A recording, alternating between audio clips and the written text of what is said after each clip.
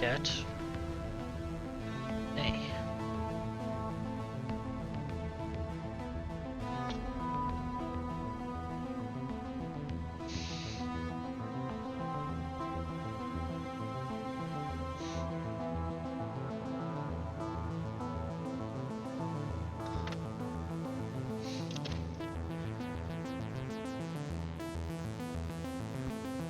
Hey, I'm back. Welcome to Encased, a sci-fi post-apocalyptic RPG. What more do you really need to know? You got some guys standing around, you got some guys in power armor. I don't know what that guy's doing, but you got some guy in the back there who's probably the villain because of his mustache. You can kind of see him. Oh man, it'd be nice if I had you can see my mouse right now, but yeah. Anyways, bam. Let's play on like just journey, you know, medium difficulty, doing some stuff. 1971. Let's listen. We woke up in a different world, where the Cold War ended along with the Vietnam carnage. All because of the Dome. The Dome. A territory full of anomalous artifacts, phenomena, and organisms. We still don't know what it is. An alien city? Some kind of a testing ground or storage? Whatever it is, no living thing trapped under the dome can escape it. Yet even this did not stop the research. The major powers created the Cronus Megacorporation to develop and explore the dome. Its secrets became a lucrative business. The Spires station was built on top of the dome to export the artifacts and import supplies and personnel. The city of Crystal Sands grew at the foot of the dome, eventually becoming a major transportation hub. All this required thousands of employees, and there was no shortage of candidates. Romantics, pragmatists, and adventurers of all trades swarmed recruiting centers around the globe, seeking jobs at Cronus. You were one of those people. In 1976, your application was approved, and you went under the dome towards the future.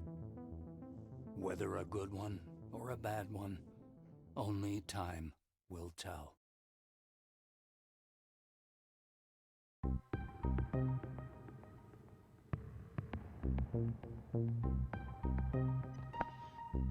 So yeah, now you got the gist of it. Now we're gonna make my character.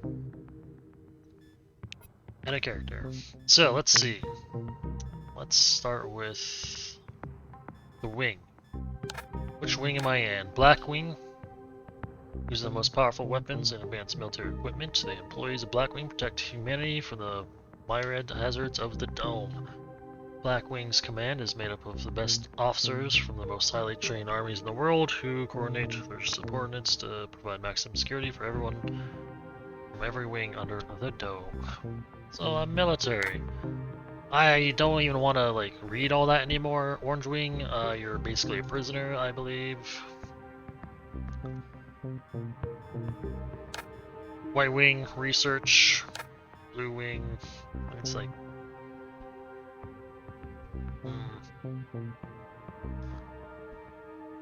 structure. Maybe I should be reading these. Yeah, it's kind of been a while since I played this.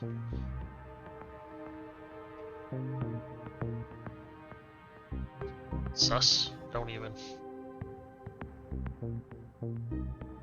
Every base built in every sense. Managers. Skill points per level?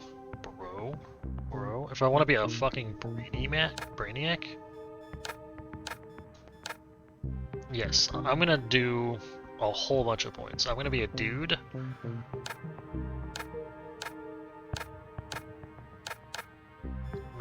I'm gonna be like...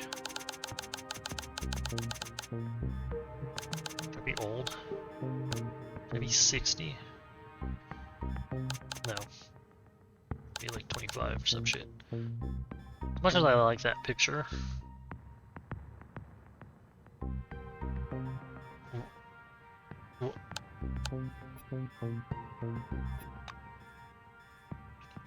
Oh, body type. Fucking duh. Like, I was like, what? He looks real like Silver Wing potential, right? Totally. Man, Caucasian. Get rid of the beard. The beard is truly god awful. Okay, we'll start at 1.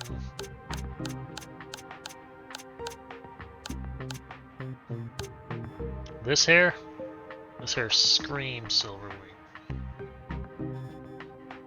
Hair color, I like black hair. Features.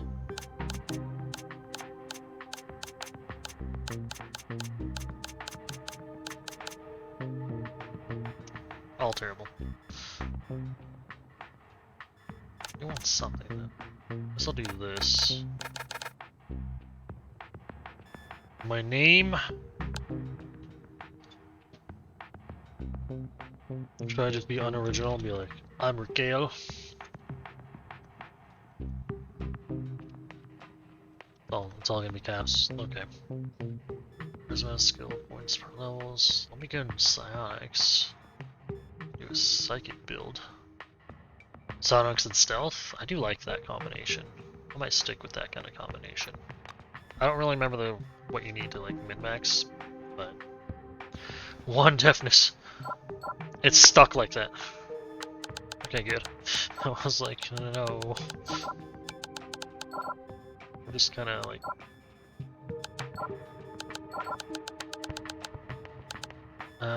Brains. Affects action points, maximum saved action points, skill points per level.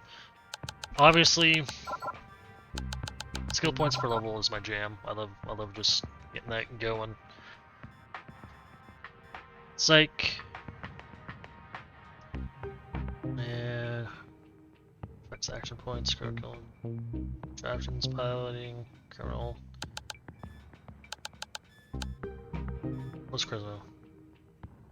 Affects inspiration, authority, influence, and medicine. All gross. Health, I'm gonna need health. Perception. High-tech weapons. It's probably something I need. And there we go. No charisma. He's Silverwing. No one likes him. He's a fucking huge turd. Keep that up. Well, this does movement speed, which is actually something I'm probably gonna want. Detection time. No chance. No, I think that's fine. It's whatever. Oh right, what am I good at? Psionics, obviously. Look at that, start off with 50. Okay, I can learn. Okay.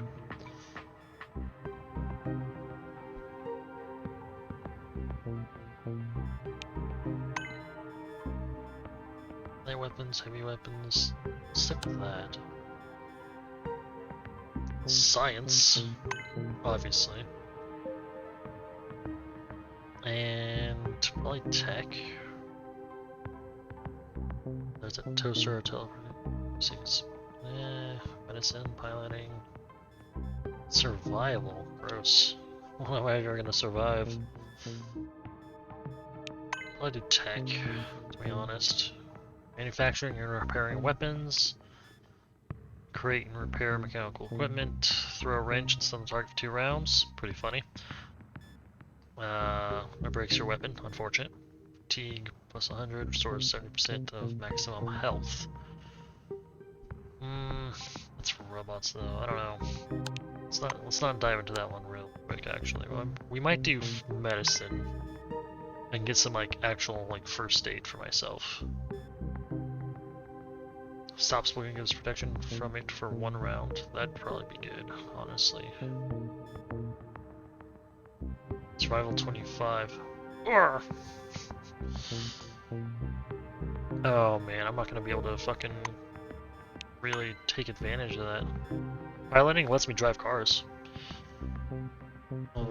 servo shell is reduced to that. Ability to run over a living creature on the road without inflicting fatal damage to yourself or the vehicle. I mean, psionics is gonna be like my jam. Science, obviously. There's not really much I can do.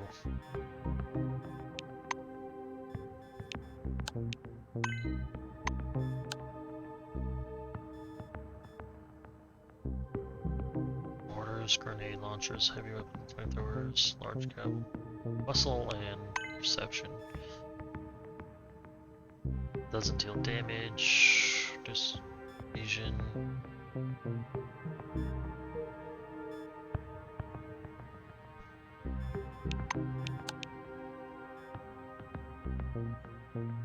Pistol, shotguns, and machine guns. Garbage. You might as well stick with high tech. You know what I mean? It's like, I'm the science guy. I might as well do full science things. Gun fanatic? Oh, get out of here. Damn, high tech. Heavy weapons, light weapons, plus 40, but. Oh. Incoming crit damage plus. Oh.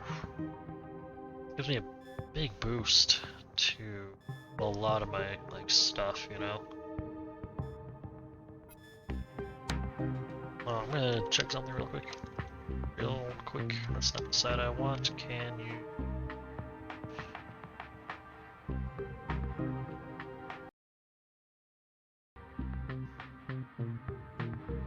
There we go.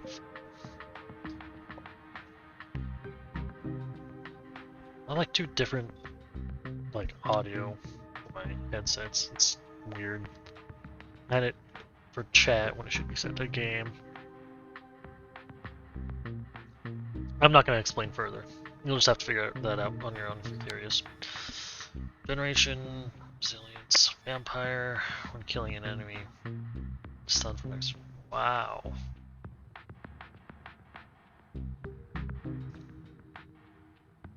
That sounds not great.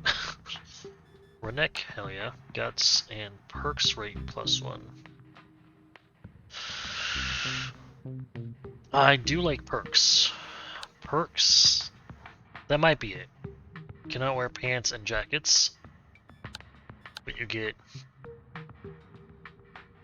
scores +13, Dark Lord, ability, Thrill Seeker, Bossy, Tuition, Precision, save AP, minus 100%. No, fuck that, fuck you. Starting AP, stop. Brains, learn ability, slacker, skill points. Perk points +2 at the start of the game, skill points -3 when leveling up. Okay. I'm doing redneck.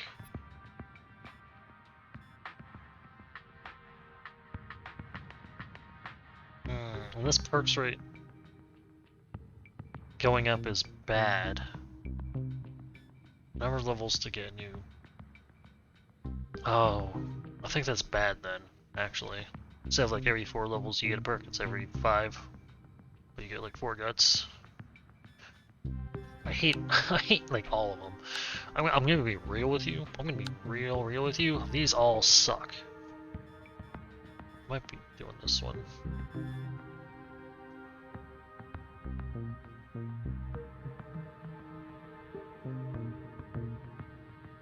Yeah.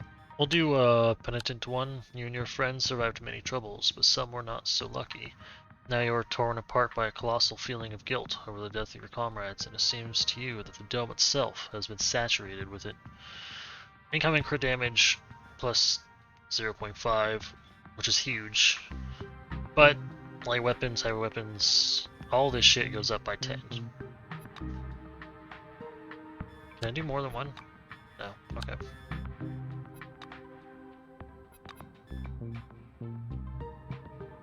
All in all, hey, my charisma gets a 2. 80 psionics though, which is nice. What's my stealth at, though.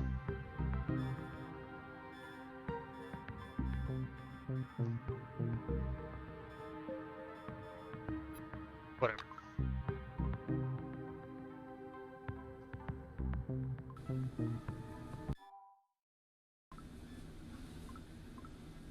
Competition with Silverwing because I'm in it. You get like automatic. We'll talk to Tomoko. The thin, pale young woman is sitting at the window, leaning against the Get a lot of illuminator. stuff. The glass is slightly fogged with her breath. She turns to you. Her shiny badge reads Tomoko Kimura, physiologist. We've crossed the border. No way back now. Even traveling by the funicular wasn't so thrilling. The white presses small hands to her blushing cheeks. You were thinking, why have no children been born under the dome? I've got a working hypothesis, but I'm not ready to share it yet. She says softly, as if answering a question you didn't ask. Ask Kimura if she sees the dark stain on the outer surface of the dome.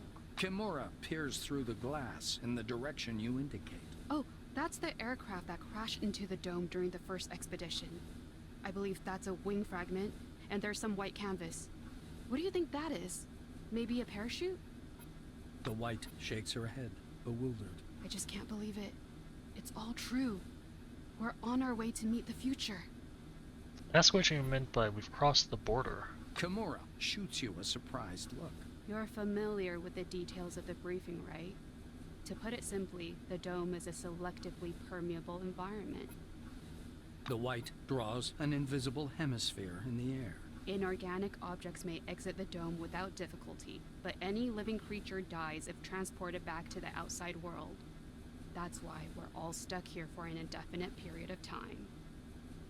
Propose a hypothesis. The lack of fertility in women under the dome is related to field activity. Kimura listens without interrupting, as if considering your every word. It's quite possible. I would like to set up an experiment to test this in practice. She cuts off, abruptly. You exchange glances with the rapidly blushing Kimura. Not in that sense. I mean, yes, in that sense, but it is science, you know? It's quite serious. Offer to help test her hypothesis before it's too late. She blushes even more. No thanks. Fuck you. Hey, The Monty. guy wearing thick spectacles thrusts out a sweaty hand. Monty James, Silverwing.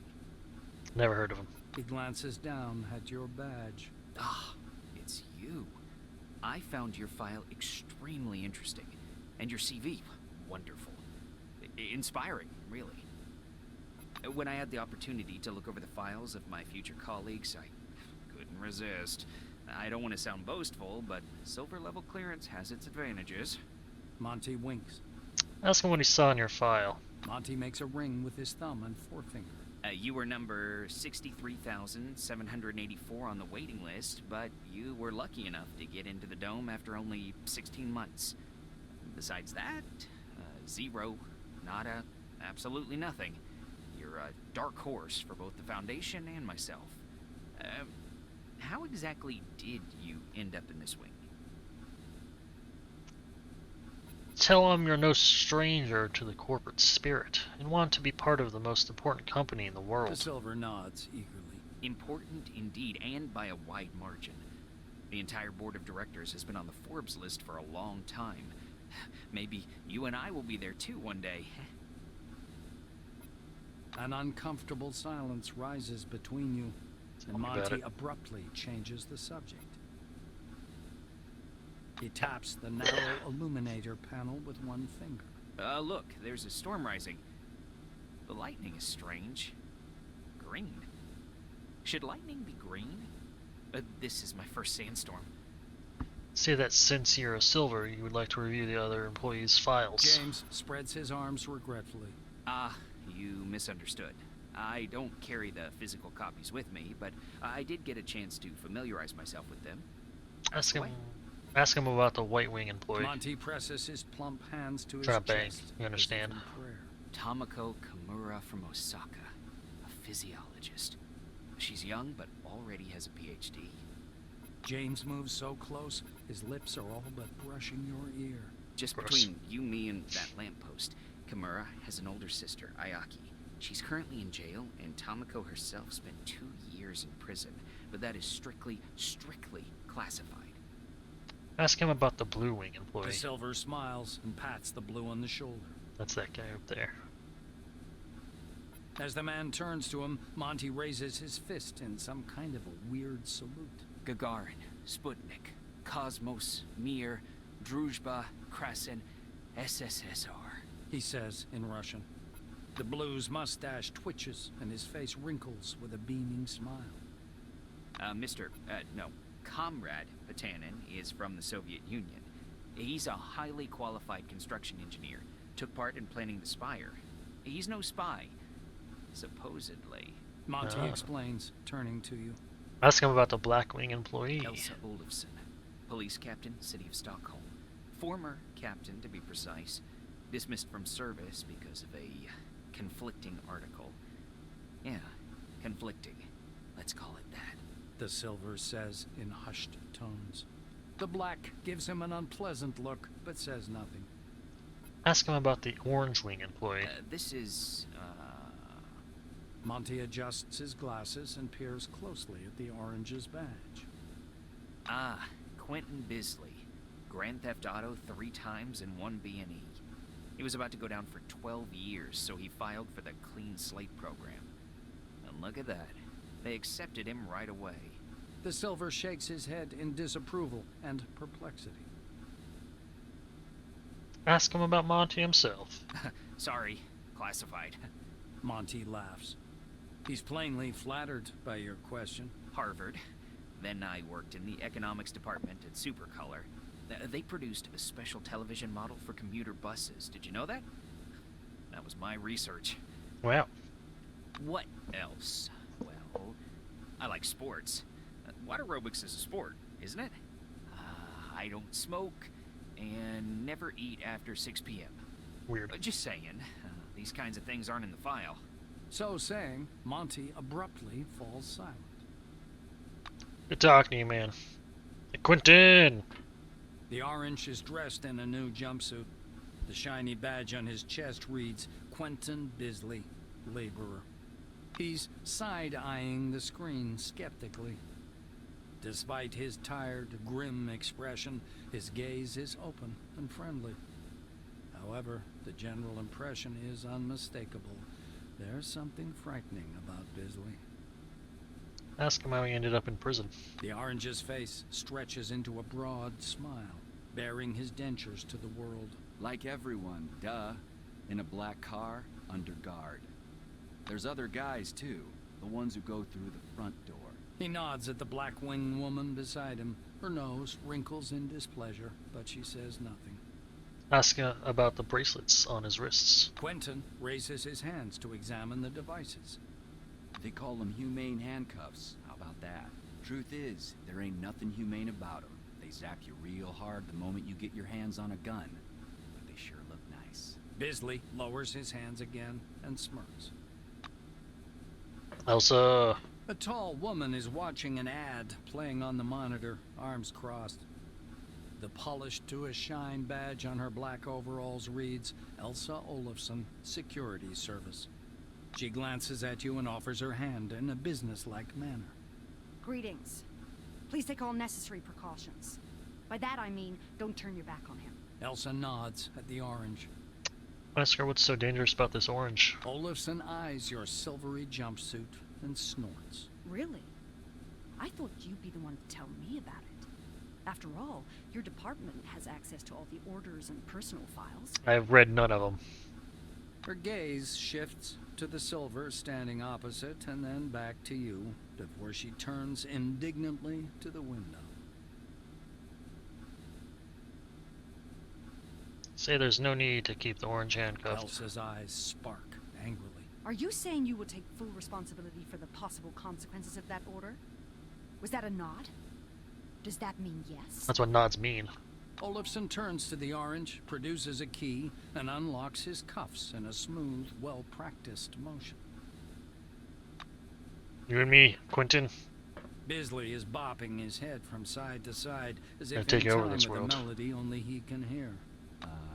What? he asks, continuing to shake his head. Nothing. Good, so thank you, bitch. Handcuff him. A man with a mustache and a blue jumpsuit is standing at the window, studying the construction site below through the occasional break in the clouds. His badge reads Igor Patan, planner. The blue taps on the glass with one finger and gestures you to come and take a look. Seems like he doesn't speak English. Talk to him. Using sign language, mimicry, and all of your artistic talent, you're able to communicate with the planner. I didn't know I had any influence. Once he's sure you're watching, Patanin points up in the direction of Spire Station, from which you departed a few minutes ago. He sketches the outline of the station on a broad, foggy section of glass. Once he's finished, the blue turns to you with a delighted expression.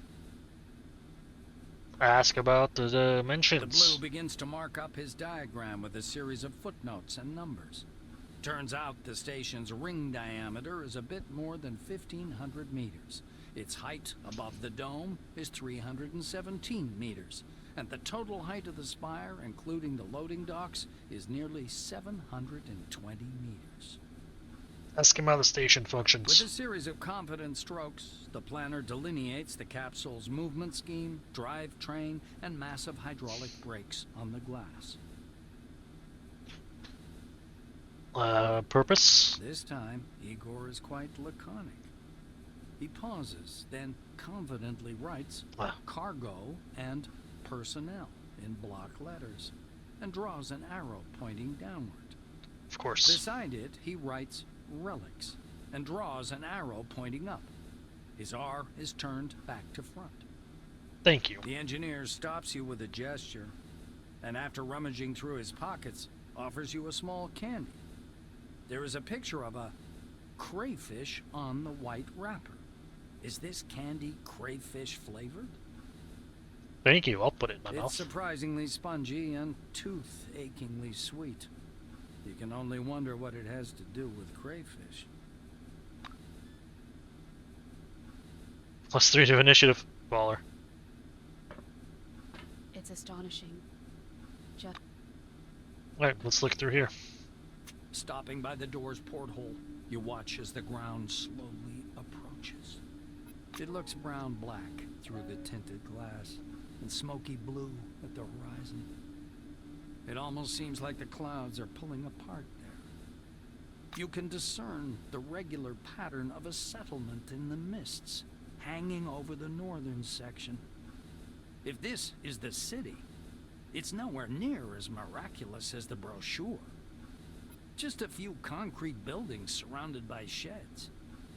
It resembles the hab pods of a space colony in a sci-fi film. Yet, the scale is impressive. In only 5 years, a small civilization has arisen from these bleak sands to tackle mankind's greatest project. The blues and oranges did their share of the physical labor, but the main credit belongs to the brilliant administrators from Silverwing. That's me. At least, that's what you were told during the pre-departure briefing. Just as you're about to move away from the window, you notice a whirlwind beginning to form above the ochre plain. The gathering storm drifts unhurriedly above the desert, a crown of green lightning flashing at its core. Clearly no ordinary weather phenomenon. It must be one of those anomalies. You freeze by the window, unable to avert your gaze. Stay at the window and watch the whirlwind till the landing. The outlines of the landing site, blurred by clouds of dust, appear behind the greenish glass of the porthole. The capsule shudders as the braking devices engage. Here.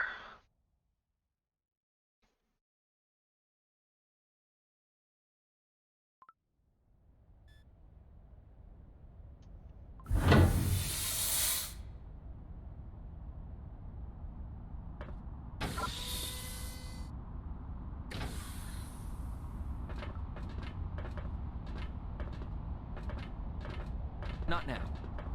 Fuck you. Not now. Fine. Not now. Why does no one want to talk to me? Not now.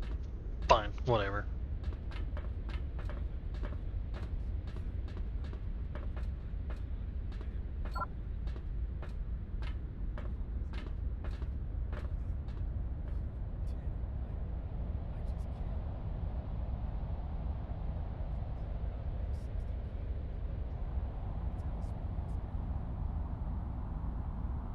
Well, so many people to try to like read all their stuff.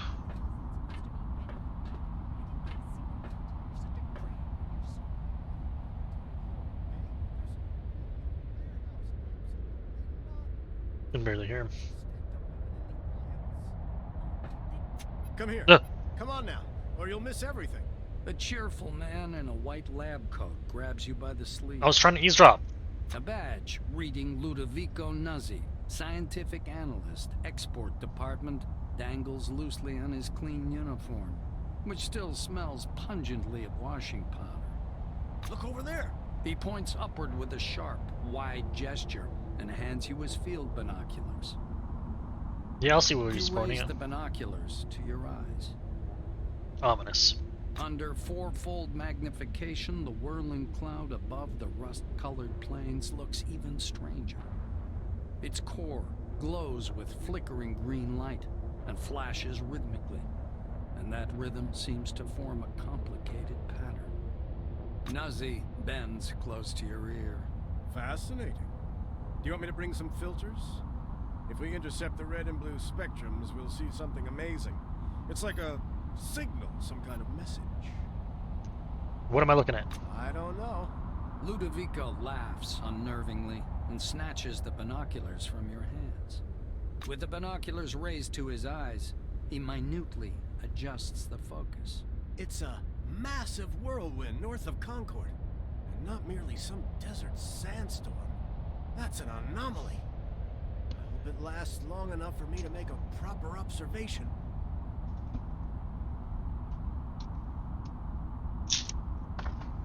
Ask him what scientific analyst export department means. The scientist looks blankly at you, then down at his lab coat. Ah, this? This? He lets out a blaring laugh. Ludovico points at the building behind him. I work in Concord Station, categorizing relics. My job is to classify them by rarity. Then the blues package them, silvers issue the documentation, and oranges move them to the cargo capsule. Just like the one you arrived in. Nuzzi points upward. Then the capsule takes the relics way up there, all the way to the spire, then to Crystal Sands by the funicular. They get auctioned off and turned into money. It's not like I endorse this, but we all like ourselves a good paycheck, right?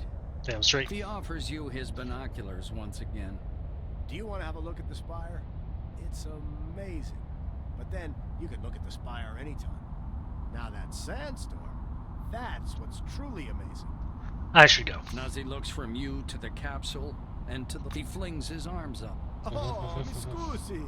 Excuse me, I'm so sorry. You'd better get going or you'll be late for check-in. Your colleagues are already inside. Yeah.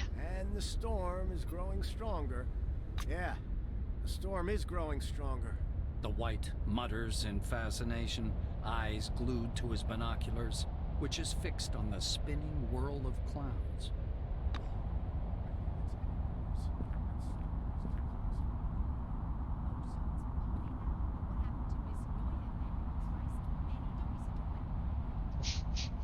Mike, stop picking on him.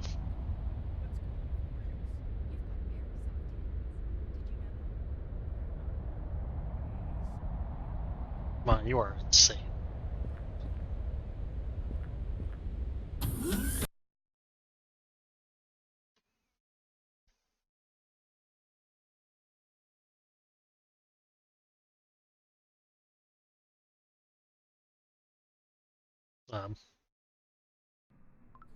Okay, I thought I was stuck.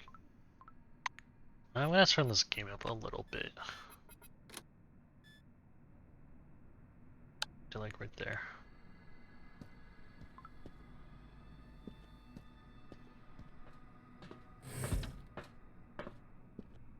Tuyen. No text for Tuyen. The young blue is closely studying a communication schematic in his Garrus. A bundle of wires is hanging from an open fuse box nearby. He smells strongly of cheap cigarettes. Shiny badge says Tuyen Yun, your communications engineer. I'm all ears. What are you doing? I'm trying to calculate the optimal route for telecommunication cables. These cables connect the entire dome. Here at Concord, they form a hub and run up the spire. This cable is the only thing connecting the dome to civilization, and if it happens to break... Therefore, my mission is to ensure a stable connection to your line. This is impossible without proper documentation. The way they're doing it here is a shame. A person could do time for that from where I'm from.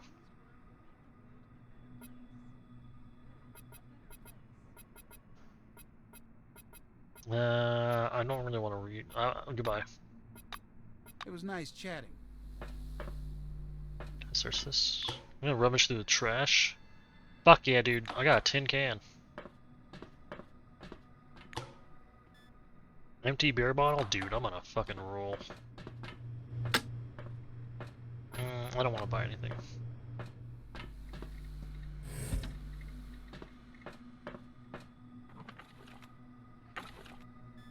Dude, a mop?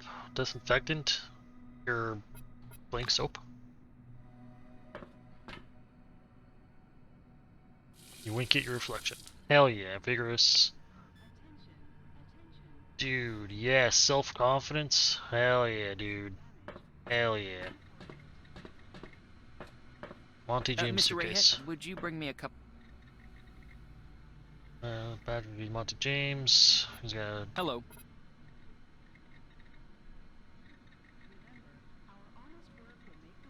How do you like the inside of the dome? You're not ready to answer that yet. Not enough time has passed for you to form a clear impression. My first impression is unfortunately not very positive. They forgot to add my name to the new recruits manifest. Can you imagine? I'll try to get you registered. Bye-bye. No problem, man. Hello, come up to the desk. A tall receptionist watches you from Good. behind his desk with a bored, haughty look. He waves impatiently at you to approach. Noticing your silvery uniform, he offers up his best artificial smile. Welcome. My name's Dean Rayhead. It's my job to help our new employees settle in. Please wait a moment or two while I register you. The administrator slaps himself on the forehead. Ah, I almost forgot the regulation pre-registration greeting. Just a second. Okay. Rayhead produces a reel-to-reel tape recorder from beneath the desk, rewinds the tape to the beginning, and presses play. The speakers explode with a harsh, crackling sound, over which the tick-tick of a metronome slowly grows louder. Solemn music begins to play, and the administrator's face takes on a serious expression. Dear employee, on behalf of the Cronus Foundation, I, Administrator Dean Rayhead, welcome you to your new life under the dome. The administrator clears his throat and continues. By joining our company, you choose the path of science and progress. You are among mankind's best, and we ask that you live up to this. Dean squints down at the monitor. Deserve this title. Do your job honestly. Obey the law. Respect your colleagues and... The music fades, and the administrator finishes his speech. And together we will build the best possible future for all mankind. Yeah, what was that about obeying the law, though? Dean puts the tape recorder away. Now that we're done with the official greeting, I'll register you and upgrade your Selectron. Okay? Well, let's Dean's do it. hands hover over the keyboard. He gives you a nod. Pass him a note. I'll just dictate it. You spell out your first and last names and specify your wing, profession, and test results. The administrator's fingers fly across the keyboard as he enters your information into the Cronus database. Rayhead scans the computer screen. So your position in the waiting list was 63,784. That's You've me. been assigned to Magellan Station. A special bus will bring you there after a series of briefings. Please pass me your Selectron so I can update the firmware. Sure thing. Dean snaps the docking port of your pass to a recess in the casing of his computer. The administrator returns your Selectron. So, colleague, you now have first-level clearance, which gives you access to the archives on the administrative level, the warehouses, Yes. and basically everywhere else except the secure facilities. You also have admin privileges at most terminals. Admin privileges? Dude. Dean continues. All new employees have a short list of tasks to perform on arrival. Do you want to hear all the details, or just the short version? Perfect. Sorry. Greyhet snorts. To make it short, get your uniform from storage, your weapons from the armory, pass the Psi abilities test, and complete your weapons training at the training zone. Then learn how to use the scanner, avoid anomalies, and properly catalog anything you observe. Last, go to the waiting room and wait for the bus to Magellan. Dean sits back in his armchair. That's it. I hope there aren't any questions. Greyhet claps his hands in satisfaction. Great. He reaches for the tape recorder, but thinks better of it. Protocol calls for a little welcoming preamble, but dash it all, that's nonsense. Welcome to Concord Station. Thanks, man. As he's about to turn away, Dean suddenly remembers something. Oh yes, I sent your mail to your Kairos. Check your new messages. Well, that's all, I think. Yeah, so about my buddy over there, though. Dean looks up from his screen and gives... Okay. Hey, man, sorry, I didn't know. Mr. Rayhead? See ya. Okay.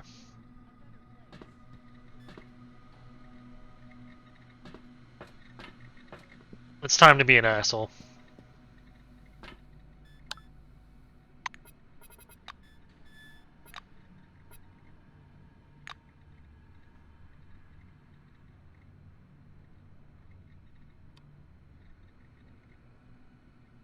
Let's go.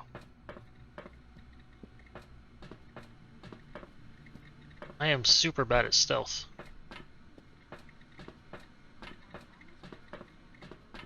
I thought he was gonna start seeing me like immediately. Yeah, I'm hoping to like unlock it though. I can't. I don't know how to lock the kit.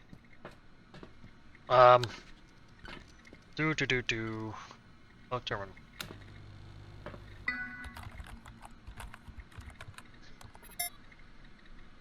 Register Monty James in Orange Wing. What a great prank!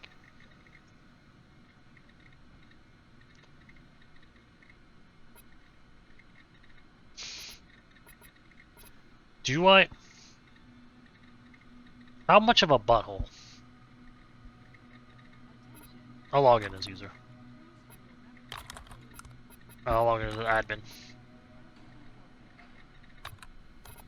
What's the news? Flaming ball floating above the laboratory workbench. She figures stand behind scientists. We cannot take out their faces. Article. Blah blah blah blah. It's nothing like interesting. Classified. Oh, query executed. Flash on screen is placed by a message log. 2 days after I signed these tasks, I still have no data on the scope of the event. Neither did I receive a report from medical staff. My fault, Mr. Kingsley. The reports aren't ready yet, but the GP did inform me of something curious. This may not be the first time Expedition members have exhibited these symptoms. The ring? Yes. Zervowski calls it Halo Eye. We're still researching the psychological effects, but we do have some preliminary data. I want all employees to undergo a thorough examination. I expect to have that information on my desk by the end of the week. So...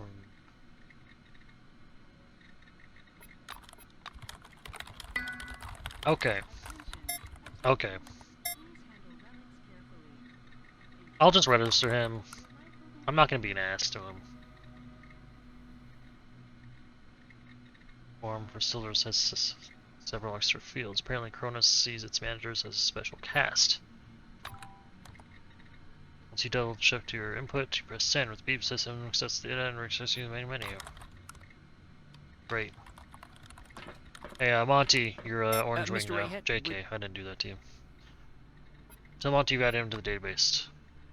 Takes off spectacles, rests them on the cushion beside him, and envelops you in a big hug. Don't you fucking touch me! Orange Wing!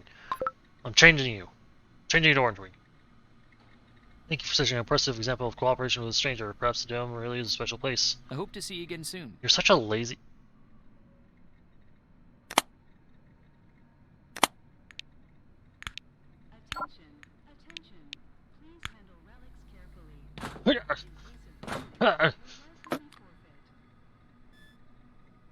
Some clothes, leaflet, and $15. Look at that. I've never helped him before. Never knew how. Well, hello there. Oh, I thought I was gonna. She's admin.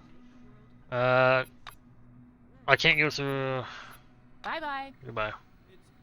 Sydney. Behind the storage counter, you see a small, neat guy. His gingery hair shines with something like brilliantine. His badge says, Sidney Maynard, storekeeper.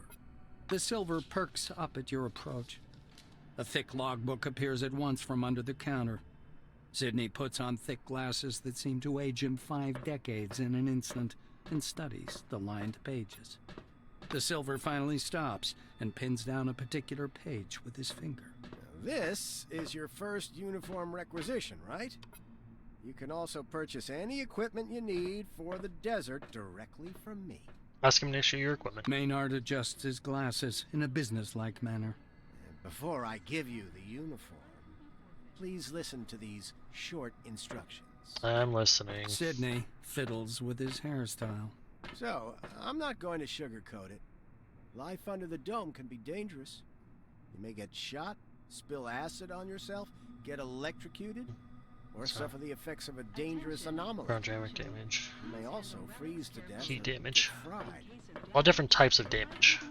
That's why it's important to wear protective equipment when traveling outdoors. Of course, in hazardous situations, the equipment will get damaged, and the more it's damaged, the more often one has to repair it. The silver steps back from his counter to indicate the repair kit boxes piled in the back of the warehouse. He points back at the shelves behind him. We've got repair kits for this gear. There are Blue Wing specialists ready to help you at any large base, of course, but they're not always available, so you'd better learn how to use repair kits and workbenches on your own. It's a useful skill. Will do. Sidney rests the logbook on the desk. That's all the instructions. Now, I'm going to issue your uniform. The silver disappears into the back for a while and returns with a small package. Unfolding the package, Maynard shows you a brand spanking new uniform. Hell yeah. A silver suit jacket with coal black shirt and dark trousers. Sidney studies the way the light reflects from the cloth as he lovingly smooths the jacket with one hand. The Silver Wing uniform is fit for field conditions just in case. But something this fine, you should treat with care, you know. He raises a finger. One more important thing. In accordance with Order 16-225, helmets and gloves are not issued, but they're available for purchase from me. Please bear in mind that a full set includes headgear or a mask, jacket, trousers, gloves, and boots. Sidney hands you the package. Here's your uniform. Enjoy. Thank you.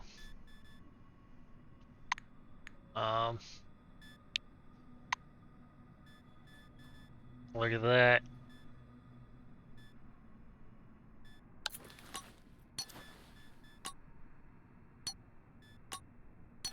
I'm looking all like fancy.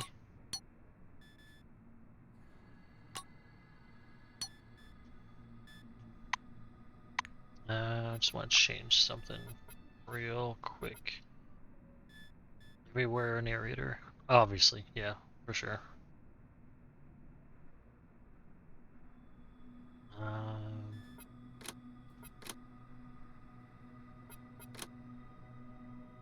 I forgot what I was doing. What was I doing? So I tab. It's just how I roll. Just my preference, you know.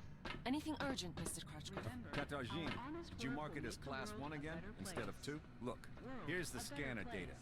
It says the relic is a scientific device. Wait, but it's still Class 1. I'm not going to violate protocol. Katarzyna, my dear, you may violate protocol as long as it benefits the company. Take your lead from your colleagues. Correct your report if you have to, and don't act so innocent. Vladimir, I'm done. How do we mark it? Class 2 fragile. Tell Noyan the relic should go out with today's flight. Think about it. A Class 2 relic will mean a bigger payoff for the company, and that means a bonus in your wages. Categorizing it as Class 2 means access to state-sealed bids. I bet the Brits will buy it. They're always trying to one-up us. All right, Mr. Krashkov. I'll correct my report. Carl, add sealed bids to the market. Classic corruption. Hey, man. I'll complain to the Silvers about that. An engineer in a bright blue jacket is tinkering with the door lock, cursing under his breath non-stop. Blowing a curly strand of hair off his forehead, he turns to you. You're a newcomer, right? It's a straight-up open house here today. He offers you his hand. According to his badge, this is Maxim Penkovsky, technician. The technician slaps the door with one hand. You have to wait until I'm done. Some orange jammed up the lock with chewing gum just for a laugh. They're like animals, those oranges, marking their territory. If you ask me, they're too gracious about those bastards in Crystal Sands. Ask him whether he can open the door. Penkovsky grunts angrily. I wish I could. I'm gonna have to disassemble, clean, and reassemble it to get it working. It's work I don't need, and all thanks to some idiot. Maxime extracts a thin, sharp, precision probe from behind his ear and dangles it in front of you. Though there's another way. You want to learn something about picking locks? It's a useful skill in all sorts of situations. He looks at you expectantly. I would absolutely love to learn how to The pick locks. blues getting excited. All right, looky here. Penkovsky presses his pick lock, and an odd device resembling a hybrid of a screwdriver and a can opener into your hand. Using a mechanical pick lock is easy peasy. No special skill required. They wear out after a few locks. While the old-fashioned kind is another thing entirely. Cheap, one use. But one has to know how to use it right. That's a tool for a master. Maxime takes out another pick lock and crouches by the door. He gives you a quick lesson on how to pick a lock. Perfect. By the way, you can carry your tools in your belt. It's much handier to have them right there. Penkovsky shows you his utility belt, where he keeps all kinds of tools and gadgets. Actually, finding tools under the dome is no problem at all. There are even devices for hacking terminals and so on. Maxime hoists up his belt. The blue solemnly raises his index finger. And one more thing. Always use brand name stuff if you can. Groovy produces good kits. Modus and Supercolor do too. They've all got fat contracts with Cronus, so they care about quality. He looks at the door again. Damn these locks. Though I'd rather be doing this than fixing hab pods. Those are a real pain in the ass. What's wrong with the hat pods? Penkovsky gives you a patronizing look. Because they're poorly made, warped from the heat, and the filters aren't worth a damn. The modules were constructed by marketing managers, not engineers. Building a city in the desert was also their idea. This project is all about PR. Cronus wants to show the world how tough they are. Okay.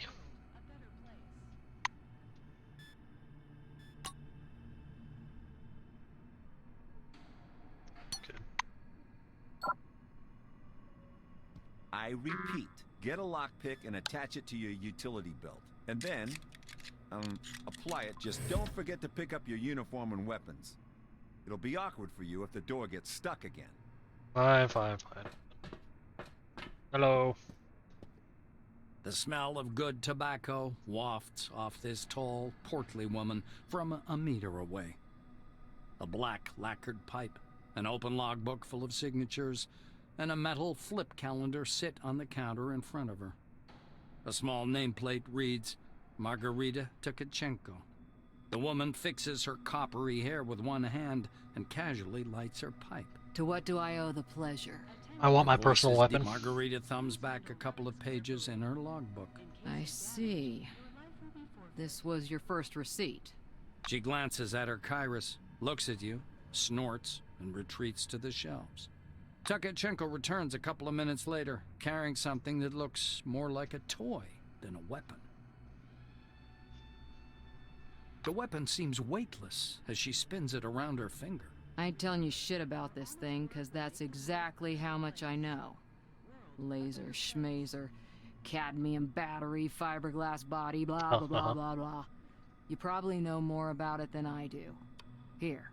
Set the firearm carefully with the barrel aimed downward, like you were trained. Margarita drags on her pipe and releases a puff of thick, yellow smoke. I see you know the rules and won't cause problems. What are the drawbacks? Sakachenko bites down on the stem of her pipe. Are you kidding me? I'm a different breed. One that doesn't understand toy Lame. guns.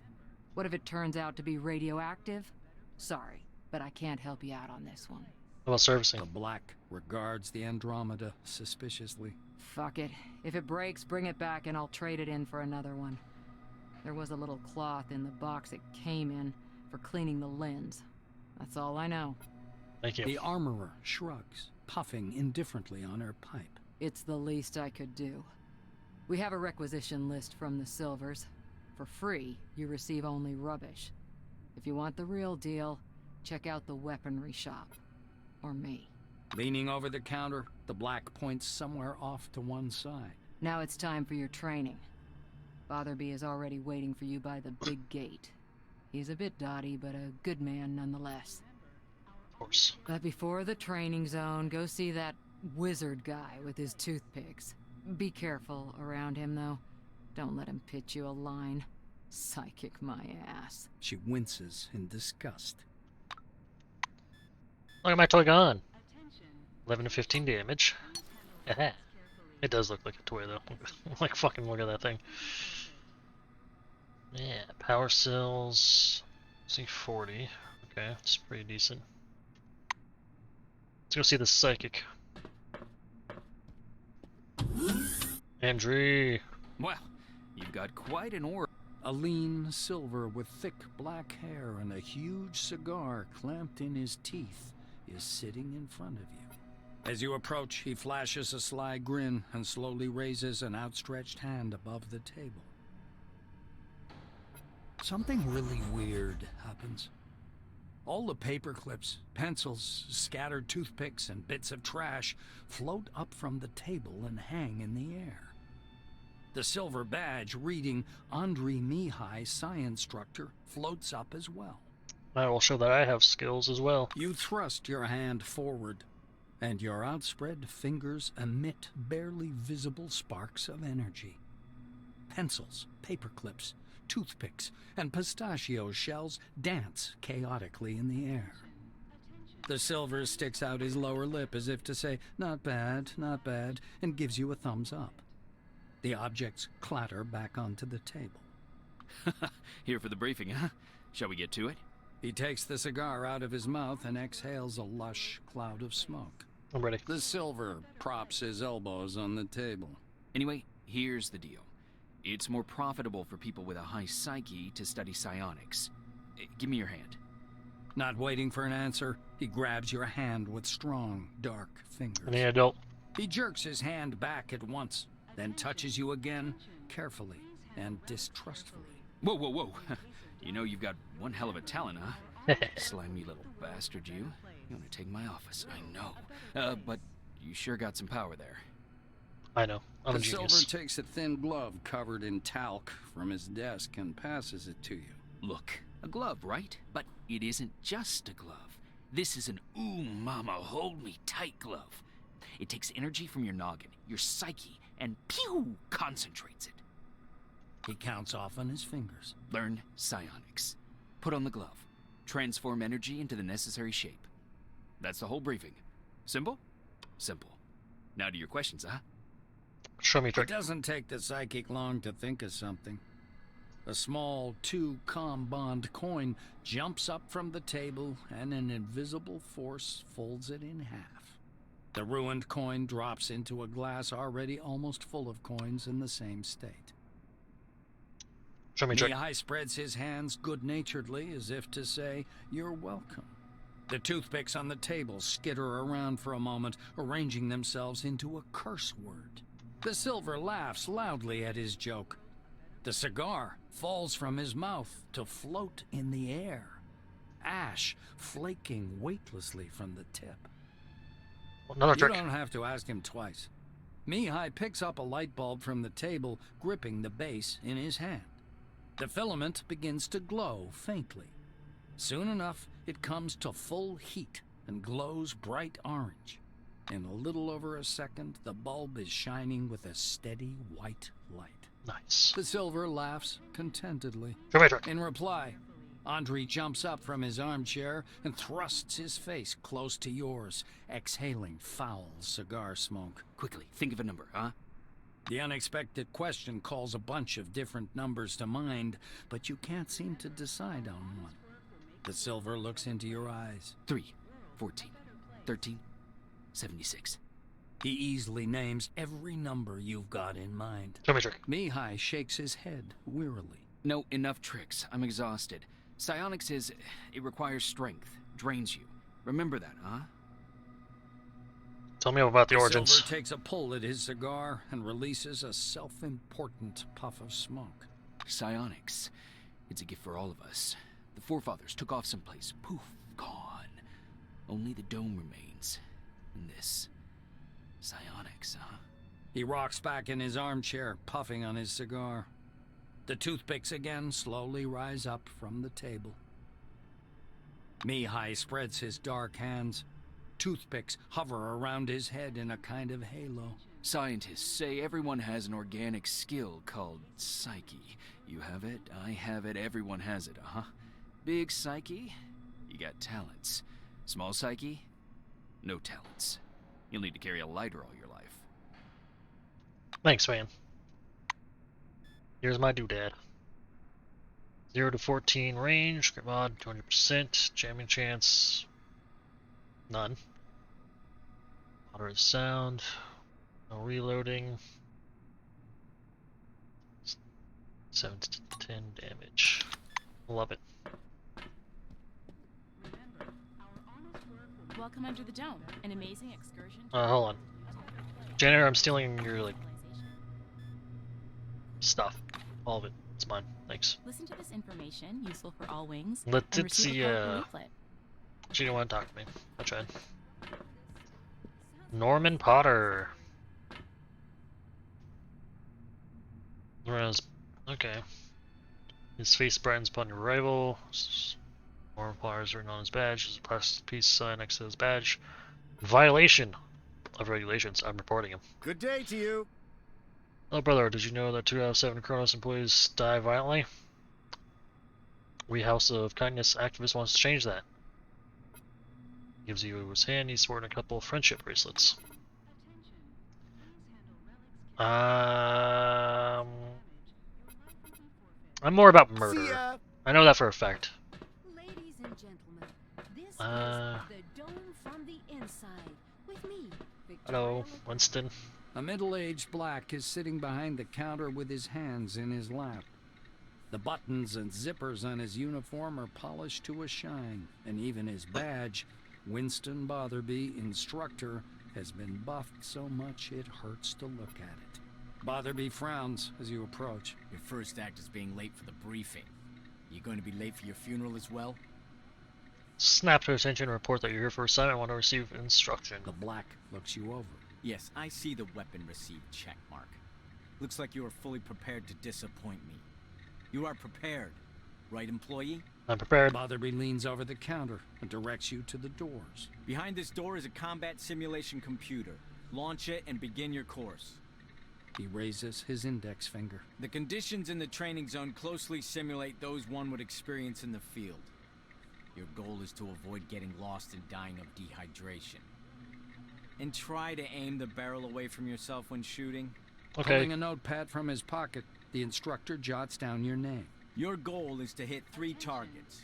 I'm going to monitor you and advise as necessary. And try not to burst into tears. That's all. Go ahead. I'll salute and leave.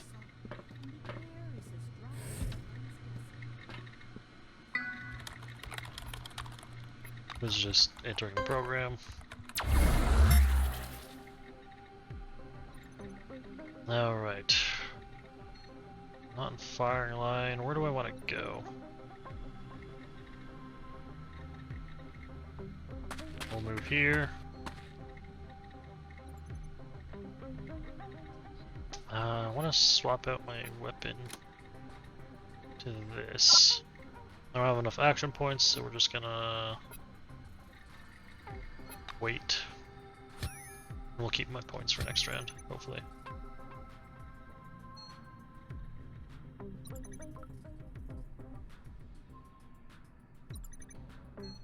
Hiya! Hiya!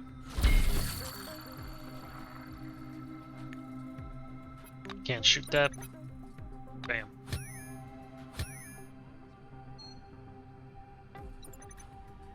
Hiya. Can't help but say I'm stoked. Thrilling news. You aren't completely hopeless. Can I? No, I can't. Maybe move like here. Or can I not use that? Target hit. Thrilling news. You aren't completely hopeless. You're dead. I'm a champion. Try not to get too cocky. Sounds like a sci-fi story, but we aren't strangers. Winston. Oh, what do you want? Non-hydro weapon. Bother be Right, not. I forgot you have to like put it away. You made it through training without making a total fool of yourself. Congratulations. I'll send a report up the chain about your completely unanticipated success. You're dismissed, employee. Thanks, man. And the dome from the inside. See you next Bertha. This young dark-haired female guard's face bears a canny and slightly self-absorbed expression. Silver badge on the black man's chest says Bertha Hartman, guard. Glad to meet you. Hello, hello, listen, could you do me a favor? What? Keep an eye on Thurston for a couple minutes, I've got to take care of something, please. Whatever. And the air is as dry as a nun's gusset. Hey, Thorsten. Hello again. What are you doing? Bertha bugged off, so I'm taking a break. How do you like it here? You and me, they brainwashed us with all those ads, it's all different from what they said. I don't like it here, I don't like it at all. Back downs at every opportunity, fines, lock up, and they assigned Bertha to me. She seems nice, but in fact she isn't. There were good folks here, but they sent them to work in the labs, can't even get in touch with them anymore. They want to go, but the term of the program says they can't refuse. Looks around. The administration invent all kinds of damned papers. Socialization tests, phrase books. Bertha hands out penalty points at the slightest pretext. You know, if I could go back in time, I would fucking never, ever go under the dome. Got any advice? What advice I could give? Okay, as long as Bertha's listening, I'll tell you everything, warts and all. There were obviously good intentions behind all this. I still believe we had a chance to get along, all of us, if this place wasn't the way it is. Something is happening. My gut tells me about these things. We're on the edge of something very frightening. Too much digging, too much shovel swinging. Something's gonna happen soon. Things will become even worse than they are now. One piece of advice, yeah, find the people you're going to hold on to with everything goes to hell. Before you go. Used to be an electrician once. They say if you pass all the super tests, you can get moved to Blue Wing. That's all I want. You're a silver warrior. You're familiar with the system, so what do you think? Is it worth a try? Tell them, yeah, give it a shot, man. Really, then I'll truly give it a shot. Oh, Queen, this is. Hey, Bertha. And I was starting to get bored.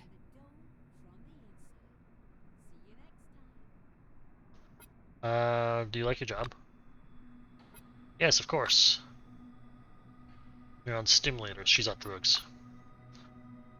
Those are vitamins. Observe that she seems to get along well with the oranges. Ask her what her secret is. Oh, there's no secret, it's just a humane attitude and avoiding violence. And a lot of fines. Keep on yapping, there's gonna be even more. I hope to see you again soon. Well, good talking, people. Hospitable wilderness, you'll say, and I fully agree with you. Let's talk to this person, Sebastian. You see a tall scientist in a white lab coat, bathed in the dim lamplight. He almost appears to be hovering above the laboratory floor. The man turns at your footsteps. He's holding a paper clipboard and a pencil. His shimmering silver badge reads Sebastian Van Olden. He glances from you to the glittering watch on his wrist. I want us to respect one another's time. Please speak loudly, clearly, and to the point. You must be the newcomer I was told about. Nice to meet you. Finished with his unusual greeting, he offers you his thin hand. Greet him and say you're here for the briefing. The scientist puts the clipboard aside, raises his watch for a closer look, and sets the timer. He shows you his watch dial. According to the rules of this briefing, I have to touch on a large number of topics. Therefore, I will do so very briefly. Do not interrupt me. When I'm finished, I'll answer your questions. Within regulations, of course. Sebastian produces his handheld and clicks some buttons. I checked your scanning. It's working and is connected to the Minerva database. Everything you scan will earn you Kronos or Forefathers knowledge points. The instructor watches you with displeasure. Are you listening? Scan Yes, I everything am. that God. might be of scientific interest. First of all, anomalies. They could be dangerous. Make sure to always have medication with you. He places a canvas pouch in your hand. Bolts. This pouch is Thanks. full of bolts. You can temporarily discharge an anomaly by throwing a bolt into it. It's primitive, but reliable. Van Olden pushes a button on his stopwatch. So, my oral briefing fell within the allotted span of time. Any questions you want to ask me? That's what these knowledge points are and what the difference is between the two kinds. The White scowls in annoyance. Do you know anything at all? What did you come under the dome for anyway? Boy, I will murder you. Get knowledge points for scanning objects. For scanning anomalies and relics, you receive Forefather points. Scanning the company's property and employees, living or dead, earns you Kronos knowledge points. He explains with a sagacious expression. You can exchange knowledge points for medication and equipment as part of the volunteer research program. Are you ready for the next part? The clock is ticking. The instructor taps his watch meaningfully. Ask for a list of useful medications for researching anomalies. You'll need some one-use stimulator injectors, bandages to stop bleeding, and anti-radiation agents and radio protectors, including ARAD-3. The White ticks these off on his fingers. He produces a black-capped, transparent plastic jar out of his pocket. According to protocol, you should have this medicine. I'll give it to you as soon as we proceed to the practical part of the briefing. Are you ready, by the way, or do you have any questions? No, I don't want to The talk anymore. scientist glances at his watch again. You're within the time limit for questions. The next step is training in the artificial eco-zone. He rests one finger on the button in preparation to start the timer. You're going to go downstairs and scan relics. I will be monitoring your progress. Please note there are several radioactive anomalies in the eco-zone. These are the same conditions you'll be working in the field. Radioactive zones and relics are quite common under the dome. He smoothly extracts a jar of yellow pills from his pocket. Here's your ARAD-3. And one more thing. Just a moment. I fully agree with you, but what if I told you that in a year Silver. you'll be It's lying by a swimming Stuff pool, it. sipping a margarita right on this spot? Deal Sounds damage. like a sci-fi Might story. take some out as but one we round. aren't strangers Welcome to under the sci-fi dome. here. An amazing excursion to a world of new. Please stand by for decontamination to end. Nope. Real life in the West. Bars, casinos, spas. Van Olden gestures back at the... Oh, I'm supposed to do this first. Come here in a year, and we'll fill the real clean. 9. Resistance. Resistance. Okay.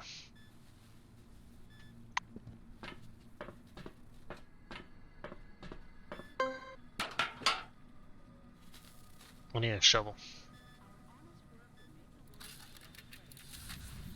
Be careful around the anomalies. Touch one of them and you'll be injured. Toss a bolt at the anomaly to discharge it. Journal entry. A successful scanning attempt. Oh. You're doing all right so far. Hiya. Oh, radiation. Uh-oh. Hiya. I missed. Why?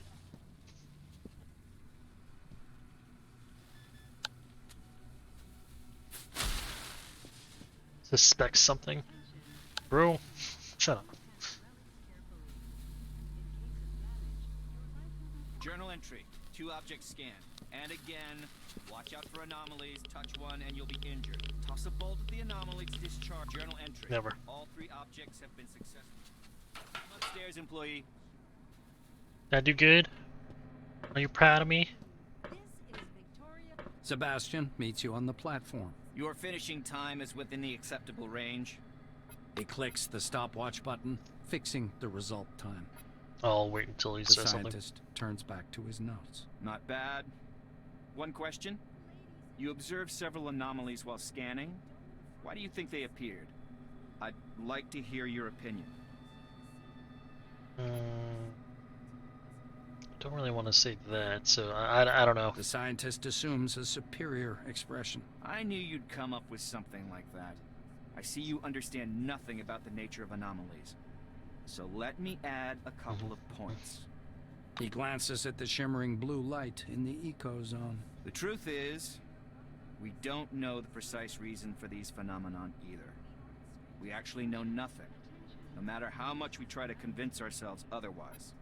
Sebastian points a thin finger at the clustered lightning. I personally believe that the anomalies are the dome's security mechanism. The ones you saw are relatively harmless, but there are different anomalies in the desert, phenomenon that toy with the human mind. Van Olden clasps his hands behind his back. I know you don't care, but I'll say it anyway. Scientists today are required to be wonder workers who can heal cancer with a wave of their hand and solve the secrets of the universe during their coffee break. For some reason, no one wants to understand that fundamental science is always an investment in the future. It produces no answers here and now. The White's gaze strays back to his clipboard. If something terrible happens under the dome one day, and I'm sure it will, science will protect no one. That is all. Off you go. Thanks, man. I'm gonna talk to George. Not you, George. You're a cat. Crazy. His nose means goes covered with multicolored stains and paint splotches, even his badge reading George Stearns' blood was something pink. Hi there. He's just gonna tell me about points. I don't really care. Do do do do do do do. Do do do do do do do. Make it quick. Catch me at the crime scene of me assaulting him. You want to fight? Go to the ring. Fight. He was being a dick. I'm just here to, like, LOL, you know? Stops. Oh god, he's tranquilizing me! My game froze. Help. Help. My game!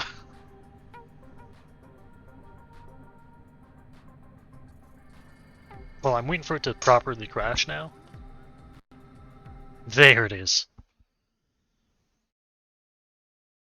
Let's fucking bring that back up. Hold on. Is that free DLC? It is not. $5? Portrait pack? Alright. LOL. Get it.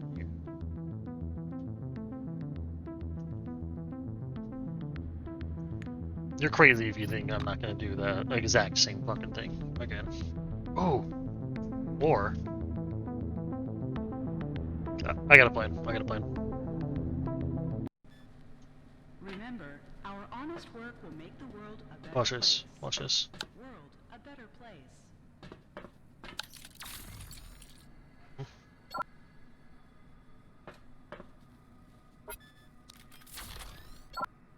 Wrong target? What do you mean wrong target? I'm trying to assault him. Speak quickly. Fuck! Fight. Colleagues, help! A scientist is being murdered. Oh, they're calling reinforcements. They are calling reinforcements.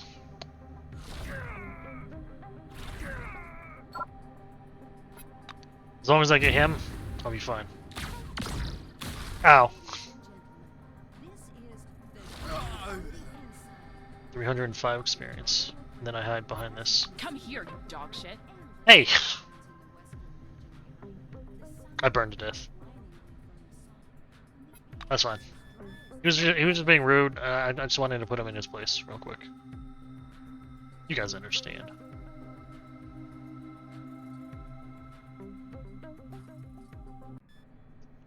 No, a scientist is being murdered. Please stand by for decontamination to end. Welcome to the Dome, an amazing excursion to a world of new technology and the I think I leveled up. ancient civilization. Level 2, alright. I put 10 into this. Psych love ability, electromagnetic. Machines, psychic, pyrokinetic. Is equal to 1 plus 10%. Target's max HP. I mean, I guess. Technically, shouldn't I have... Oh. There we go. I might as well get that going too. Ignites the fire for 3 rounds. Wow, okay, I like that. Dark gun. I don't have a dark gun penetrator. Flamethrower, okay. Traptions, switches. Weapons, doesn't deal damage. Uzi neutral explosives. What science? What do I need for this? It's just better for me, like.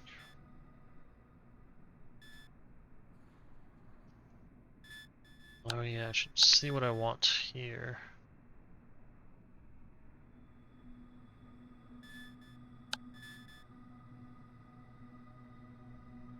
Fortune Resilience was 25 if I max out Psionics. How many points? I put like 4 into there, so I get 22. Level up then. Oh man, starting AP, save. Deafness and Fortune. Try to keep that in mind for the future. Tech.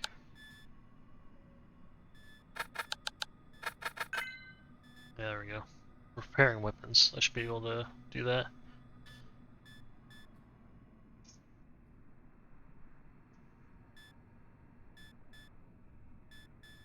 Science.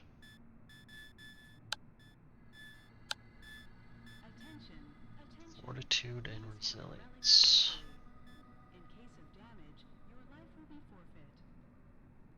Base is 7. Deafness minus 6 plus Fortune minus 6. Divide by 2. It's like, wow. Not great. I don't use melee weapons. I guess I'll just stick with the psionics. Right. So now I got a couple more options for stuff. All targets in a circular area with a radius of 2.5 meters, causing sonic pressure for 3 rounds, dealing damage. Health each round. Alright. Listen to this information, useful for all wings, No. and receive a colorful leaflet. You're Milo. Hello. So Rockbody pokes you at your elbow with a pointed finger, causing you to stop. Good day to you. I'll hear him out. You've come under the dome and for what? Earning peanuts? Haven't you ever won more? I'm disappointed. I want more money. I got an offer you from my friend. Are you ready? Well, are you? Of course you are. You said yes, right? Silverhand throws up his hands and papers fly in all directions. The ball's gone off of his bench. Digs through the papers. Okay, you ready? Let's say there's a certain product, product X. The value of this product never drops, always goes up. All I have to do is find a buyer who's ready to pay for product X. Do you see, buddy? Product X. You sell it at a profit, they sell it to their buyers at a profit. What's that? This is a pyramid scheme. What the?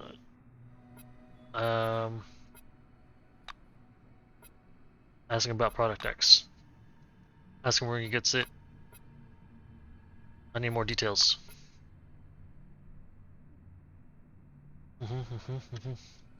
Asking what profit people who can't sell their product make. Please handle relics carefully. In case of damage, your life will be forfeit. I'll paint my live picture. Join my fucking scam, my guy.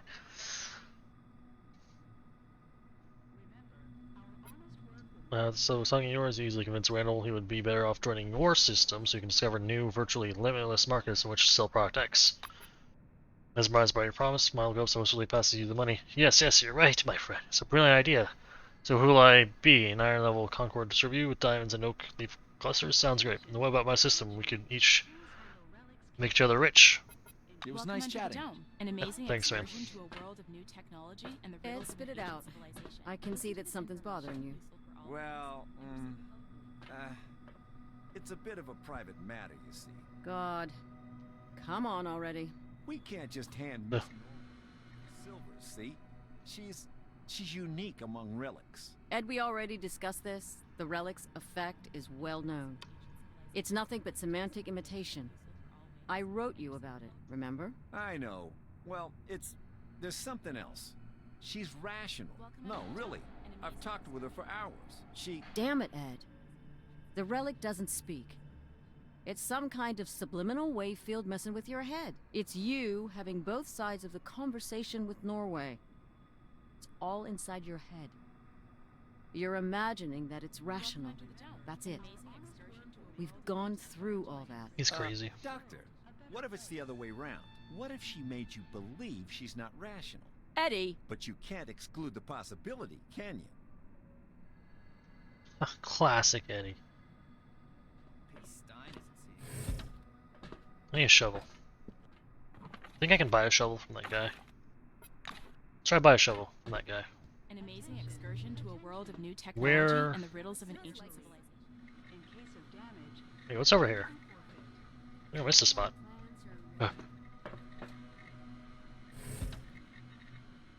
Smithing workbench? Who wants me to go all the way around? Hey, you're at it again, asshole. Okay, you got me, Butch.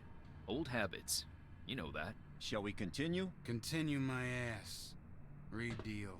Everyone gets 3 bolts. Hey, come on now. Start over. He only did it once. No, Butch is right. I ain't gonna argue with him. Cuss you ain't, you slime ball. If I find out you cheated, your mama won't ever see you again.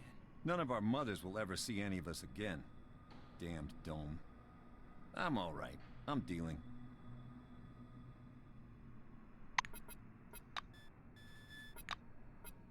Let's see what happens. Get back to fucking work! Well, you've interrupted some kind of a game. 300's freeze, arms are stretched, staring at you perplexedly. What are you guys playing? One of the gamblers studies your jumpsuit apparently in the corner of his eye. I know, boss. No gambling here. We all know, don't we, that games are prohibited. That's the rule. What we've got here is a wager. We're wagering whether or not this Hulk can spit as far as the basin. Tell them you won't inform their spheres if they explain what it is they're playing. Alright. We're kind of playing Bolts. Game legit. You see, cards are prohibited. If they find you with cards, you get locked up for a couple weeks. Game's totally safe. Explain the rules. I lied. I don't care about the rules. I lied. Goodbye. I hope to see you again soon.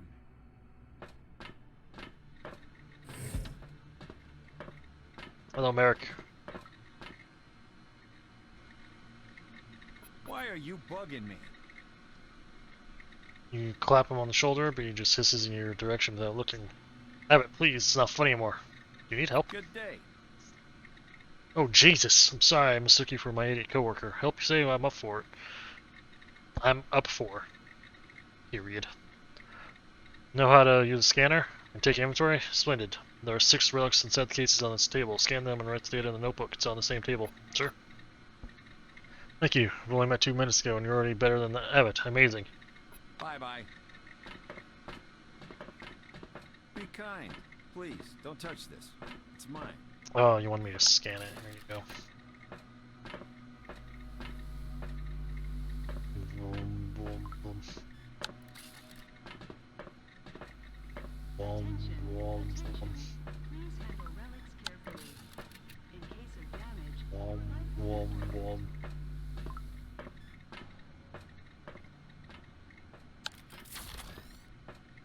brings out my gun.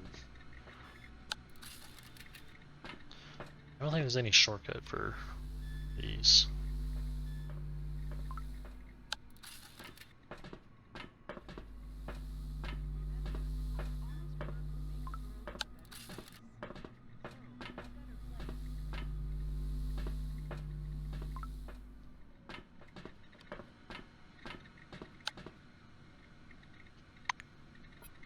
I already know what I'm gonna do.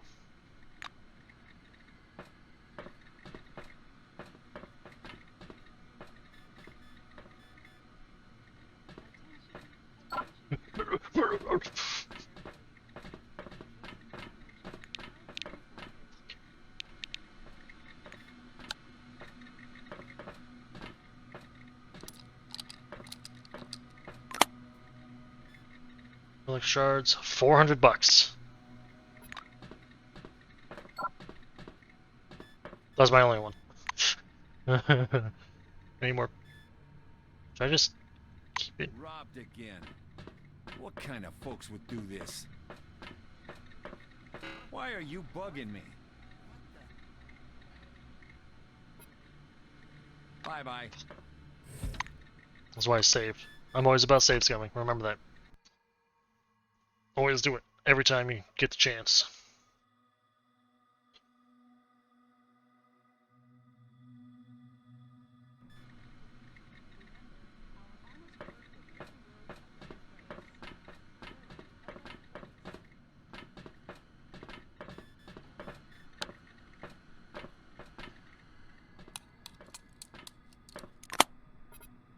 Well, this time I also got relic dust.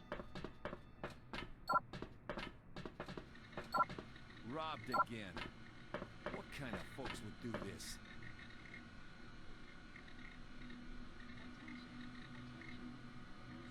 He's stuck. He'll never find me, because he can't move.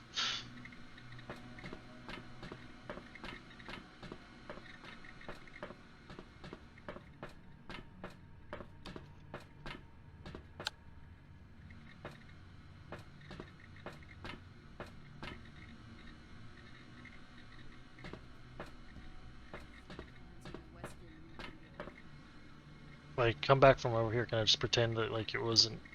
Why are you bugging me? Okay, see, he'll just know.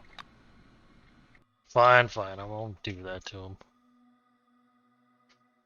If I can't get away with it, you know, it's not clean, you know.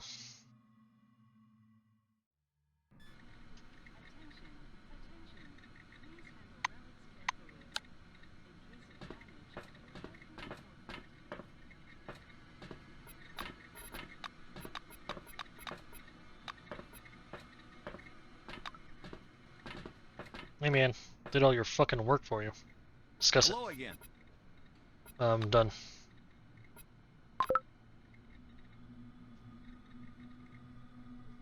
Excellent work, I'm surprised even. I'm not accustomed to people who actually do what they're told. Thanks for your help. Come back again. I'm a nice guy. What can I say? I was stealing your stuff from... I'm taking your gun brush.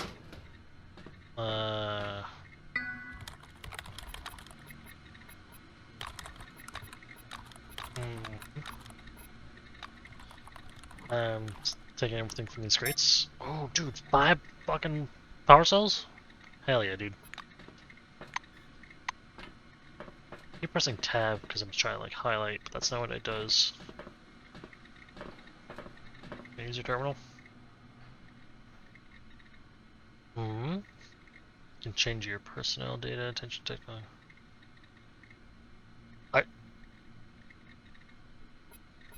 So it's like a respec kind of thing, huh? I'm gonna make a shiv. Well, I mean, I can't. I don't have scissors or duct tape, but I know how. I'm aware. Standard pistol round.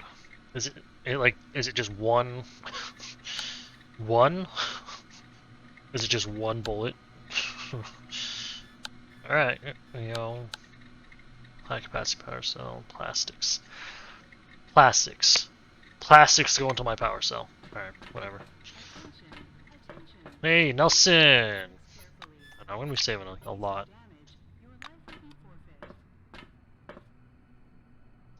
An impassive man, his long gray hairs in a bun, smokes a cigarette, chopping ash on his boots from time to time. Headphones hanging on his neck produce some metal music. Howdy.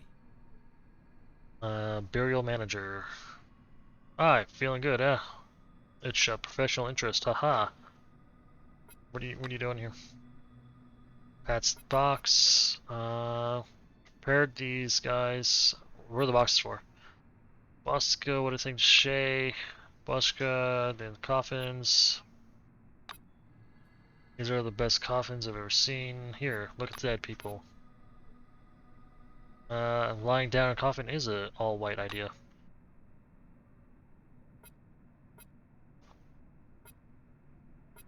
Sat down in a coffin and observed it was really comfortable. Told you, I'm gonna go fetch me coffee. Don't fall asleep. Coffee, right over the guard, okay? Okay, I've stepped into the fucking box. I've just gone inside a coffin. Sleeping here must be really comfortable. We can't see why a coffin should be soundproof. Open the lid and climb out. Doesn't move. Remember hearing a metallic click and the coffin closed. Must have been latches that Blue was talking about. Look for inside catch that might open the coffin. Unfortunately, bang on the lid and cry for help. No one comes. Coffin is soundproof after all, which means that not only can you hear nothing from the outside, but they can't hear you either. Suddenly you feel the coffin being raised up and almost immediately placed on something solid. Judging by the light vibrations and bumps, you are being transported somewhere. Soon the bumps stop and you feel the coffin being shifted again. A few seconds later, you sense heat. A square of crimson light is going even ever stronger before your eyes. It's the metal screen covering the coffin's window, incandescent. You scream as loud as you can, but nobody hears you. I died. But I got an achievement. Get inside a coffin and die in the crematorium oven. What a way to go.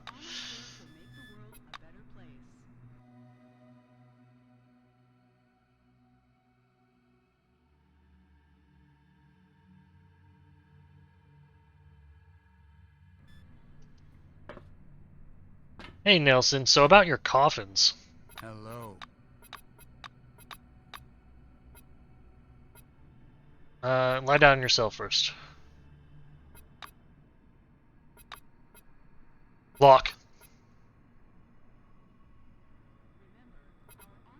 I leave. Stand aside, waiting to see what will happen next. Soon the truck arrives and several owners drag the coffins to a bed. Truck leaves.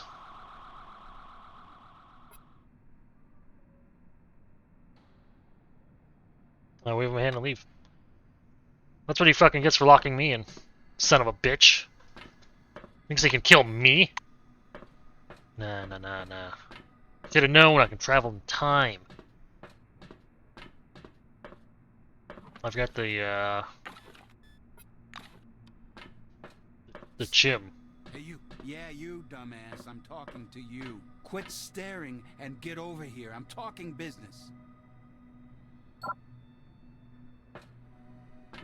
I'm here. What's up? I am saving it. I've left him to his fate. Before you see a large hairy orange with funny round little glasses. He has a pack of fish snacks in his hand and he dips fingers in it, carefully fishing small pieces out. Derek Gilmore, little loader, says the badge. Come on.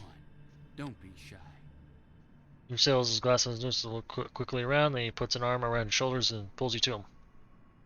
Long story short, kitten, I have one offer. A business offer. You smell what I'm cooking? Don't call me kitten. Ever in your fucking life.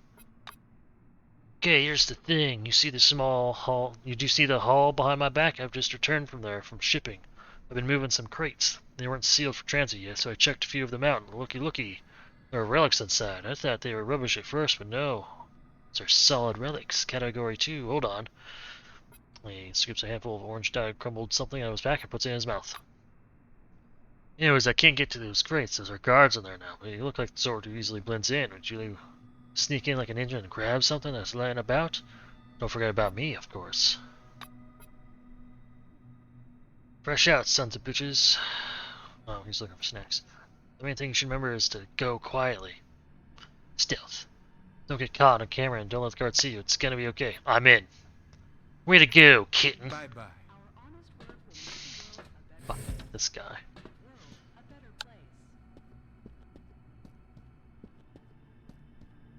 I've actually got a large radius for not being insane.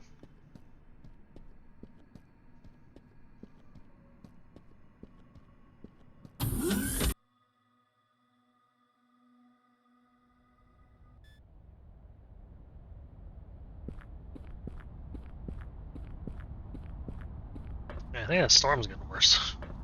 It's all like shaky.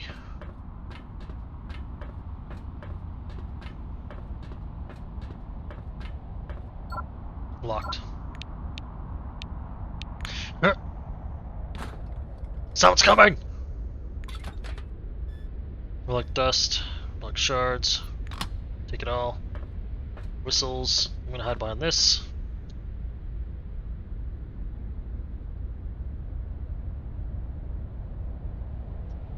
Attention all employees, clear the landing zone. Attention, attention. He's coming.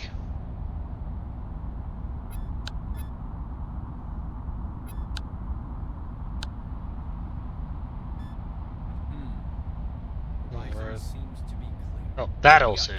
Landing zone is clear. No idiots. Over. Copy, Catch. Launching the cargo pod. Call the workers. Black moves on, oblivious to your end spot behind the pile of boxes. Payload pod releases its brakes, right then slid on the edge of the glass tube, stops directly across from you. The doors open with a hospitable hiss. Enter the pod and return to the spire. They've already told me that leaving, well, like once you get to the dome, if you try to leave, you die. I'll stay. Maybe I'll talk about the dome's impenetrable border is nothing but a scary tale to keep employees on site. Risking your life to verify this theory is not on your agenda. The workers who load the pod will be here any moment, so you exit the cargo zone in a hurry. Can I break it? Okay.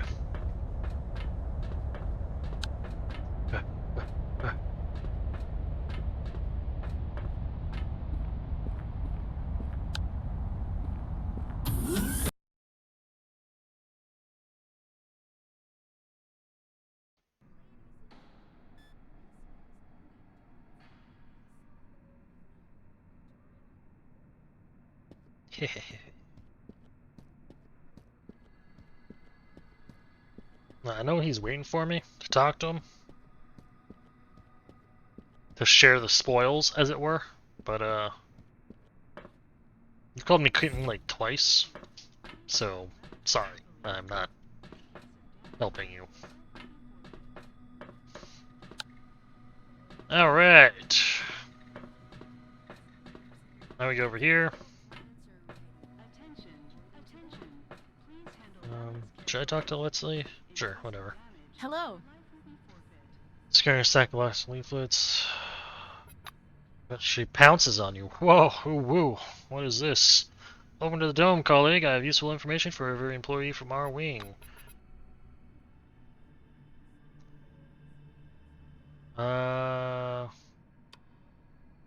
Name is Leticia Rivera. Give me 5 minutes of your precious time, and I'll tell you about the remarkable career opportunities, breathtaking perspectives awaiting you under the dome. Don't put down this important. Oh, I'll listen. Look at that smile. She's level 2. She's got 38 hit points. I could definitely kill her. I could take her down. Okay, I'll tell you how Cronus will change your life. I regret this immediately.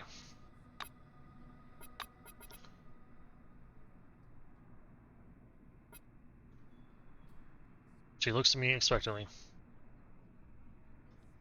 Influence 30. Note that our speech was good, but you know how to improve it. I'll be thankful for any feedback or remarks regarding my work. In written form, of course. You want to leave feedback, don't you? Say no and explain what's wrong with the speech. Explaining in a few words that person who's just arrived on dome might feel a bit lost, and that promotional text needs to be presented in such a way that jives the listener's expectations. Once she's targeted those expectations, she should create the need for a solution and only then propose that solution to the listener. Reverse listens avidly as you talk. I'm a bit lost. Expectations, solutions. I suppose I get the gist.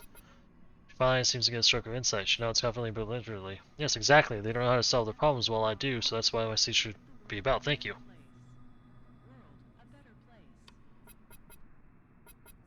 Cheer her up by bellowing, "Who's the best employee? You're the best employee," and leave.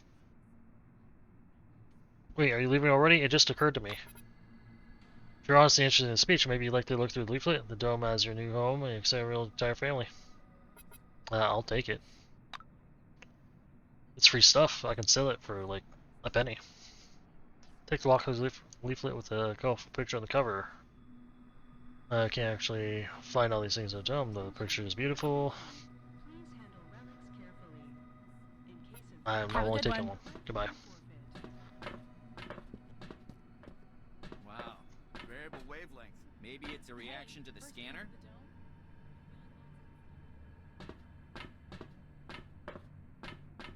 Employee, please come here. There's an urgent task for you. Darren! What? Secret. Forgotten case with papers? It's mine now. Report on official form neatly filled in by a firm hand. Judged by the staff signature, it's been certified by top Blackwing official. Uh-oh. Active circle. I know. Fucking yoink. Well, hello there. Employee bearing badgering Darren. Prove my current. What's your clearance level? What are you talking about? I see you're new here. I'll explain. Silverwing has its own internal hierarchy. The principal officers have unlimited access to any zone, even the most classified objects. Ironically, though, most of them are located in Crystal Sands or on the Spire. Bye-bye. Yeah, man. There's no way I can fucking break in. Yuki! Oh, good day. Hi, 3 exclamation points. I can already tell she's gonna be annoying. Rainbow hair. Second, level 4. Oh, I could take her. 88 health. I could take her. Young woman with a very creative dye job brings her spontaneous could cheer down on you like a sledgehammer. Hello. I'm Yuki, I'm the most awesome techie here. I'm also fast and strong. Watch this, she smacks the table with some kind of tool, leaving a significant dent. Why, Yuki? Yuki, why? I'm impressed. Smiles widely, throwing a lock of hair around her fingers. Then she addresses you in a conspiratorial whisper. You know why they transferred me closer to the administration and science lab, even though I'm a blue and supposed to work on the mechanical floor? You're just so smart. Yuki reacts to joyous surprise. Hey, that's exactly right. But they don't let me do anything. There's an awkward pause. We stand here, staring at each other. Well, she's looking around. I'm staring directly into her eyes, waiting for her to say anything else after that. Anything. I walk away. It's nice chatting. Hello, Adolf. Good day. I'll call you Schmitz. Adolf's a kind of cursed name, apparently. Tall blonde man. In his 40s, he mechanically touches the brim of his black hat and extends his hand for a shake. His fingers are rock hard and both hands as soon as he touches it. Badges from his transfer gets Adolf Schmitz, head of security. Schmitz is studying you back disapprovingly, it seems. He wipes a bit of lint off his shoulder and adjusts the collar of your jumpsuit. Your uniform could use a wash badly. I've had this. Checks time. For like an hour. Get off my back. I'm Adolf Schmitz, head of security service. You're to be sent to Magellan. Yep, but there was a change of circumstances. To the door. I've got an urgent order for you. You're helping a nearby object. Mr. Kingsley is waiting right now to give you an assignment. He'll tell you everything himself. Adolf steps aside, got on your boots, he shakes his head morosely. That's why he needs you, not the other silver that arrived with you. Looks at you amused. Our other silvers say that's strange. There weren't any other Silverwing personnel in the new arrival list. It must be a documentation problem. Sure, man.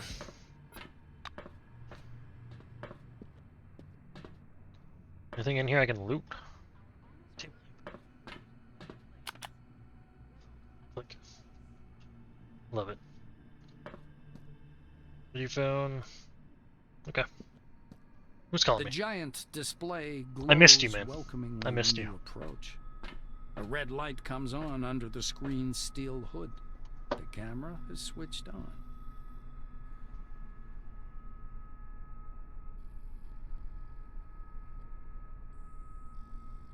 A gray old man with high cheekbones appears and Where did I put squints my out at package? you from the It's been screen. delivered. Do you copy?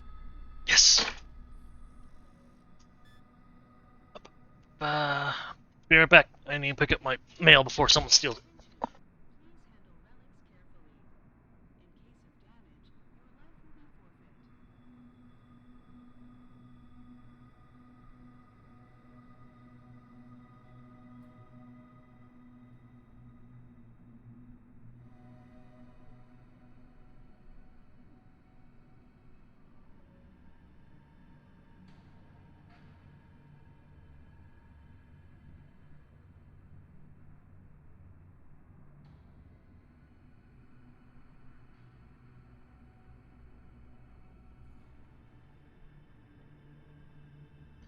Excellent. It was definitely still there. Kind of forgot I was waiting for it. Sometimes, man, you're lucky. The local meth head doesn't fucking steal your shit before you get to it. It's great. He leans close to the camera, his glasses glittering. My name is Martin Kingsley. Hello. I'm Chief Officer of Magellan Base. We were supposed to meet in person, but unforeseen circumstances prevented that. One moment. I'll grab your file. He reaches for something out of view and produces a thin folder with your name on the A thin cover. folder? Apparently, your file. Should be thick. Kingsley opens the folder to thumb through the pages. He marks one of the pages with a pencil. Silverwing. Colleague, I'll be honest with you. It's crucial for me to know my managers. So I'm asking you straight. Why did you choose a career in our division? Answer that you're interested in auspicious projects and challenging tasks. The administrator jots down a word or two. All right. I put that down. He sounds as formal as you. Cool. Kingsley closes the file and folds his hands in front of him. Thank you for your reply.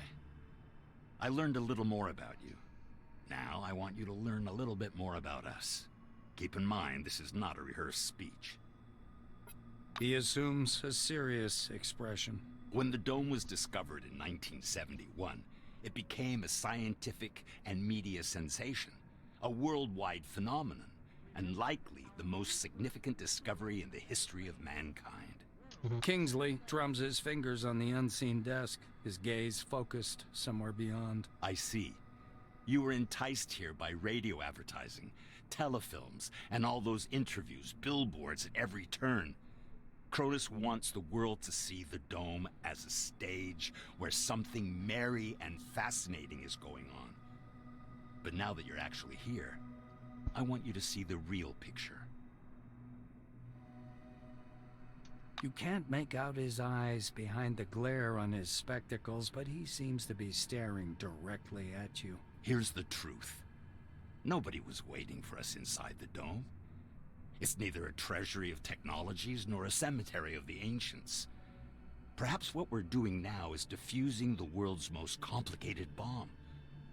Will our mission thrive? I believe so. If we work together and everybody does their part. He looks back at your file. I say, do what must be done. Because that's what the concept of the 5 wings is all about. Uh-huh. Kingsley points at the camera. You're from Silverwing. Special requirements are imposed upon you. You must direct others whilst having no real power. I don't have power. You must provide an illusion of might and well-being, and be honest and wise enough to reconcile your actions with your conscience.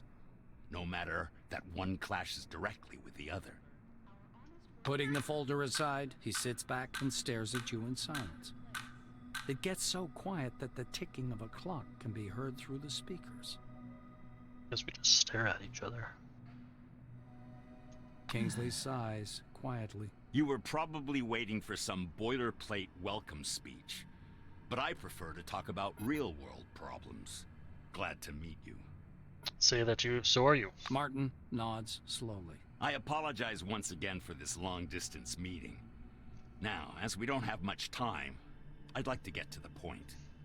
I'm sure you're curious why you were taking off the bus to Magellan and brought here instead. He moves closer to the camera. I'm going to show you a short video. Please pay attention. Kingsley's face freezes on screen.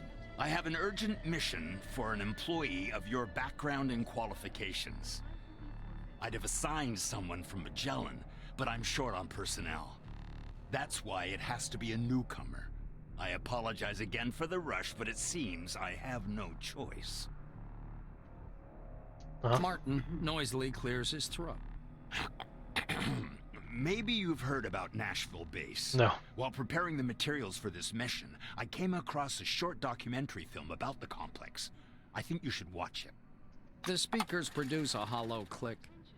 Purple, gray, and black spots flicker on the screen. A blurred title, The Cronus Archive 1971 to 1974, was used in the production of this recording, appears at the bottom. The shadow of an airplane flies across a faded yellow desert. A cheery voice fills the room. Every day, our researchers uncover more and more of the dome's secrets. There is no doubt the underground structures, so-called objects, are organized according to some pattern. Though early on, the importance of the relics to scientific research was considered insignificant. The desert dims into the black of a chalkboard. White lines drawn by an invisible hand begin to sketch a schematic of the dome.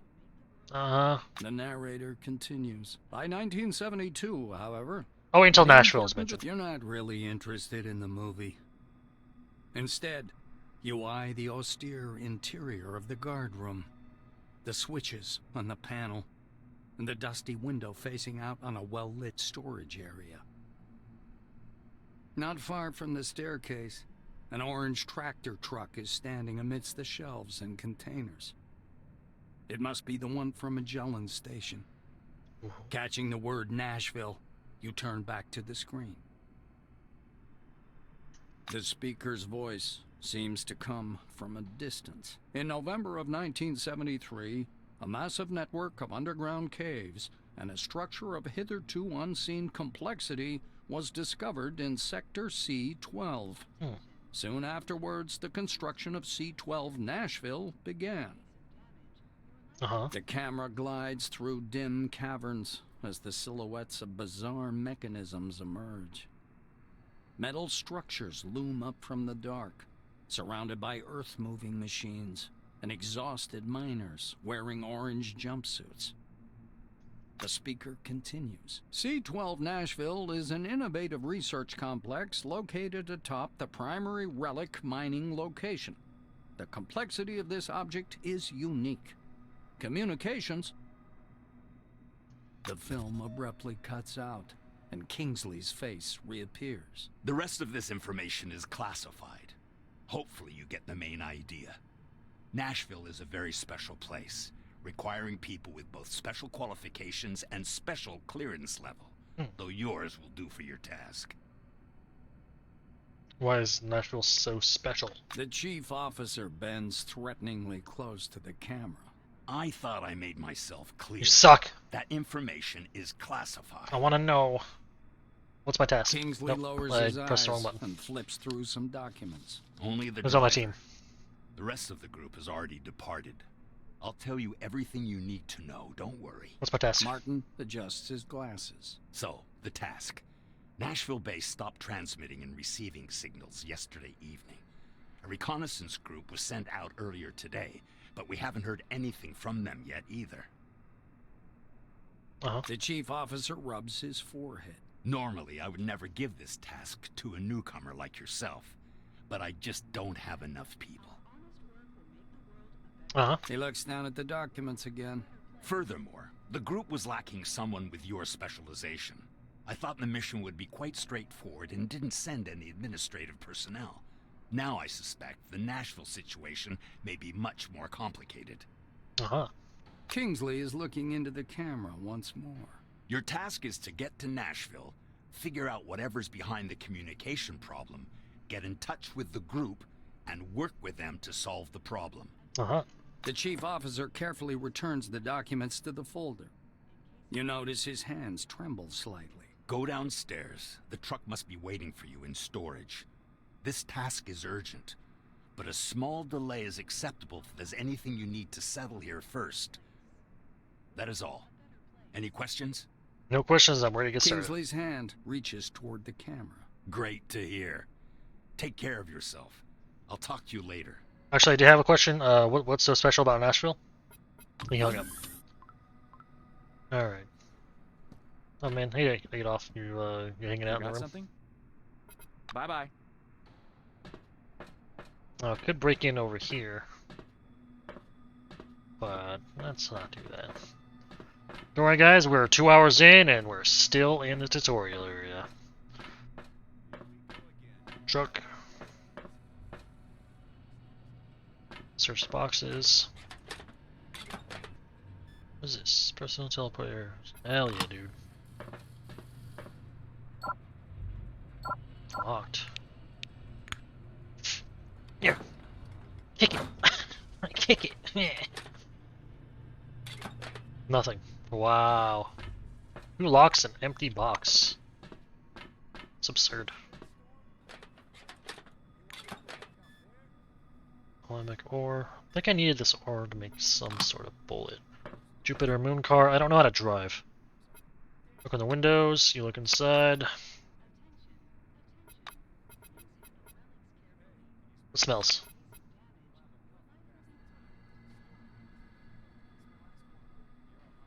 Power steering. Drive side mirror. Look back seat. Dashboard. Glove current. Start the engine. I don't know how to drive. Technically, it shouldn't be illegal for me to leave. I'm not like a prisoner. I'm all ears. Stealing a car might be, but I don't know. They might have special laws down here. How can I help? Maybe you'll listen to your coworkers after. Who cares that I've got no papers? Well, my bad. Shit happens. What am I gonna do now? Go back? Just so you know, there's another storm out there. It's no use. Bringing you sent out on the road too, to Nashville. Real terror is apparent on Todd's sunburned face. To where in Nashville? In this weather?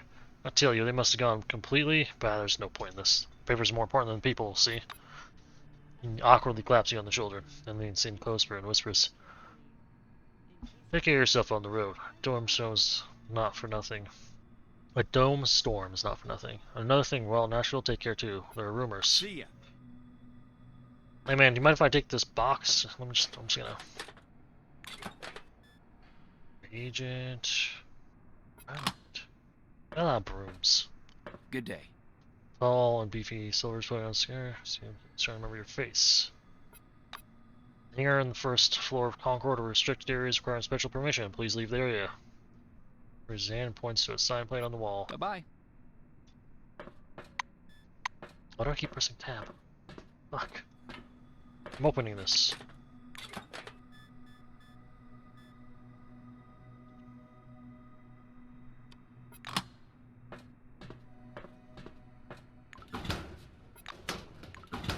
$10. Fuck it, dude. Another level up yet? No. Truck's covered with desert dust and his engine is still burning hot. Feels like the car has come a long way before it got here. You put your hand on top of it and almost imperceptible noise like the rustle of the ocean fills your head. A slight tingling sensation occurs on the tips of the fingers as if from a weak current. Excuse me? Excuse me, what? Craft something fire post. Yes, I would like to make an air gun powerlet. Dead insect on trailer. The huge disgusting dead insect lying on the cargo trailer most closely resembles an ordinary cockroach. Yellow hemothin flows among the tarpaulins, folds mixed with acid, leaving bleach stains up close. I'll scan it. Green race servants for wilder phase. There's a new entry your hair. Silver emerges from his black uniform dusty. Noticing you changes direction and wants to makes to leave, whistling to himself. Hey! Hey! Don't you fucking walk away from me!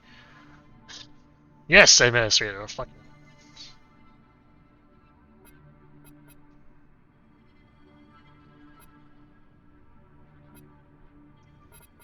I don't like any of these options. Ask him angrily why the cockroach is still here in the truck blocking the loading zone.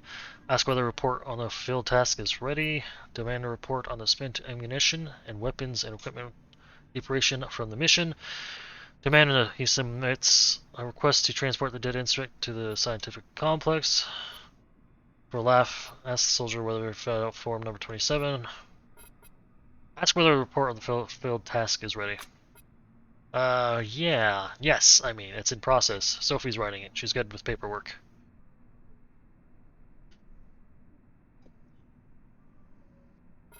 Why is there a cockroach still there in the truck blocking the loading zone?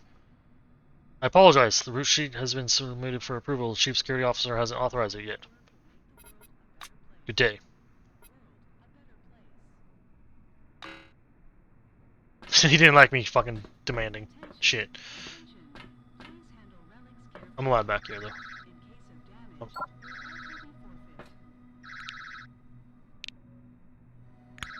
I'm in! Girl! Hey! What do you need? Get out. We're Silverwing. Whatever, I didn't want to loot that area anyway. Hey man, what the fuck's going on with your truck? I touched it and like, nice okay, chat. he doesn't care. -5 though. Ooh, hog.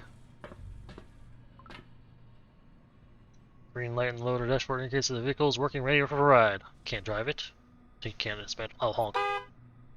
Heh.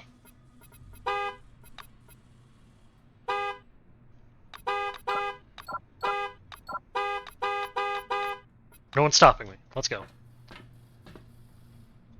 Orange crawler tractor truck is waiting at gate 3. Vehicle's number has been scrubbed off by the desert wind and sand. This must be the transport king we spoke of. Driver's side door is half open. A young woman is sitting sideways in the driver's seat, legs hanging out. Hello. Hi, I'm Clara Morgan, and you're the novice going to Nashville, right? What's your name? How do you feel? Do you mind if I smoke in the car?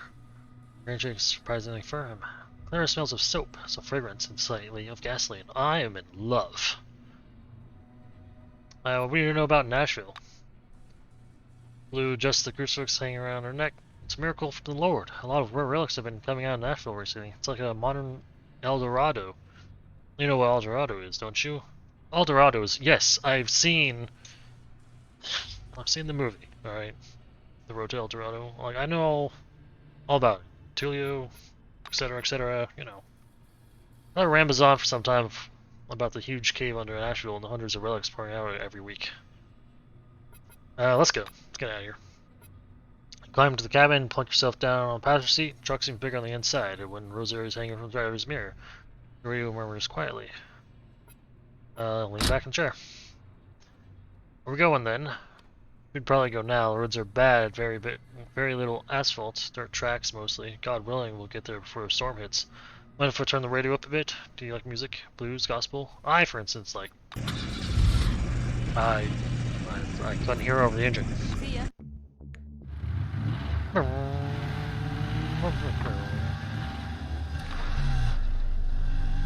Just checking. Wait, what is that? What is that?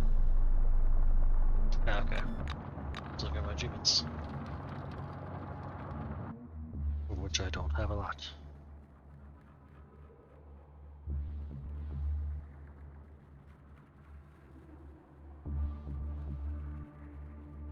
The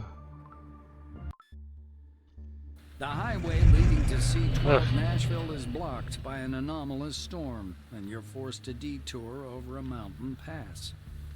Soon, the radiator boils over, and you have to stop. Clara lifts up the hood and thoroughly examines the steaming radiator. The engine's boiling, so we'll have to wait. You do know what happens when a car boils, right?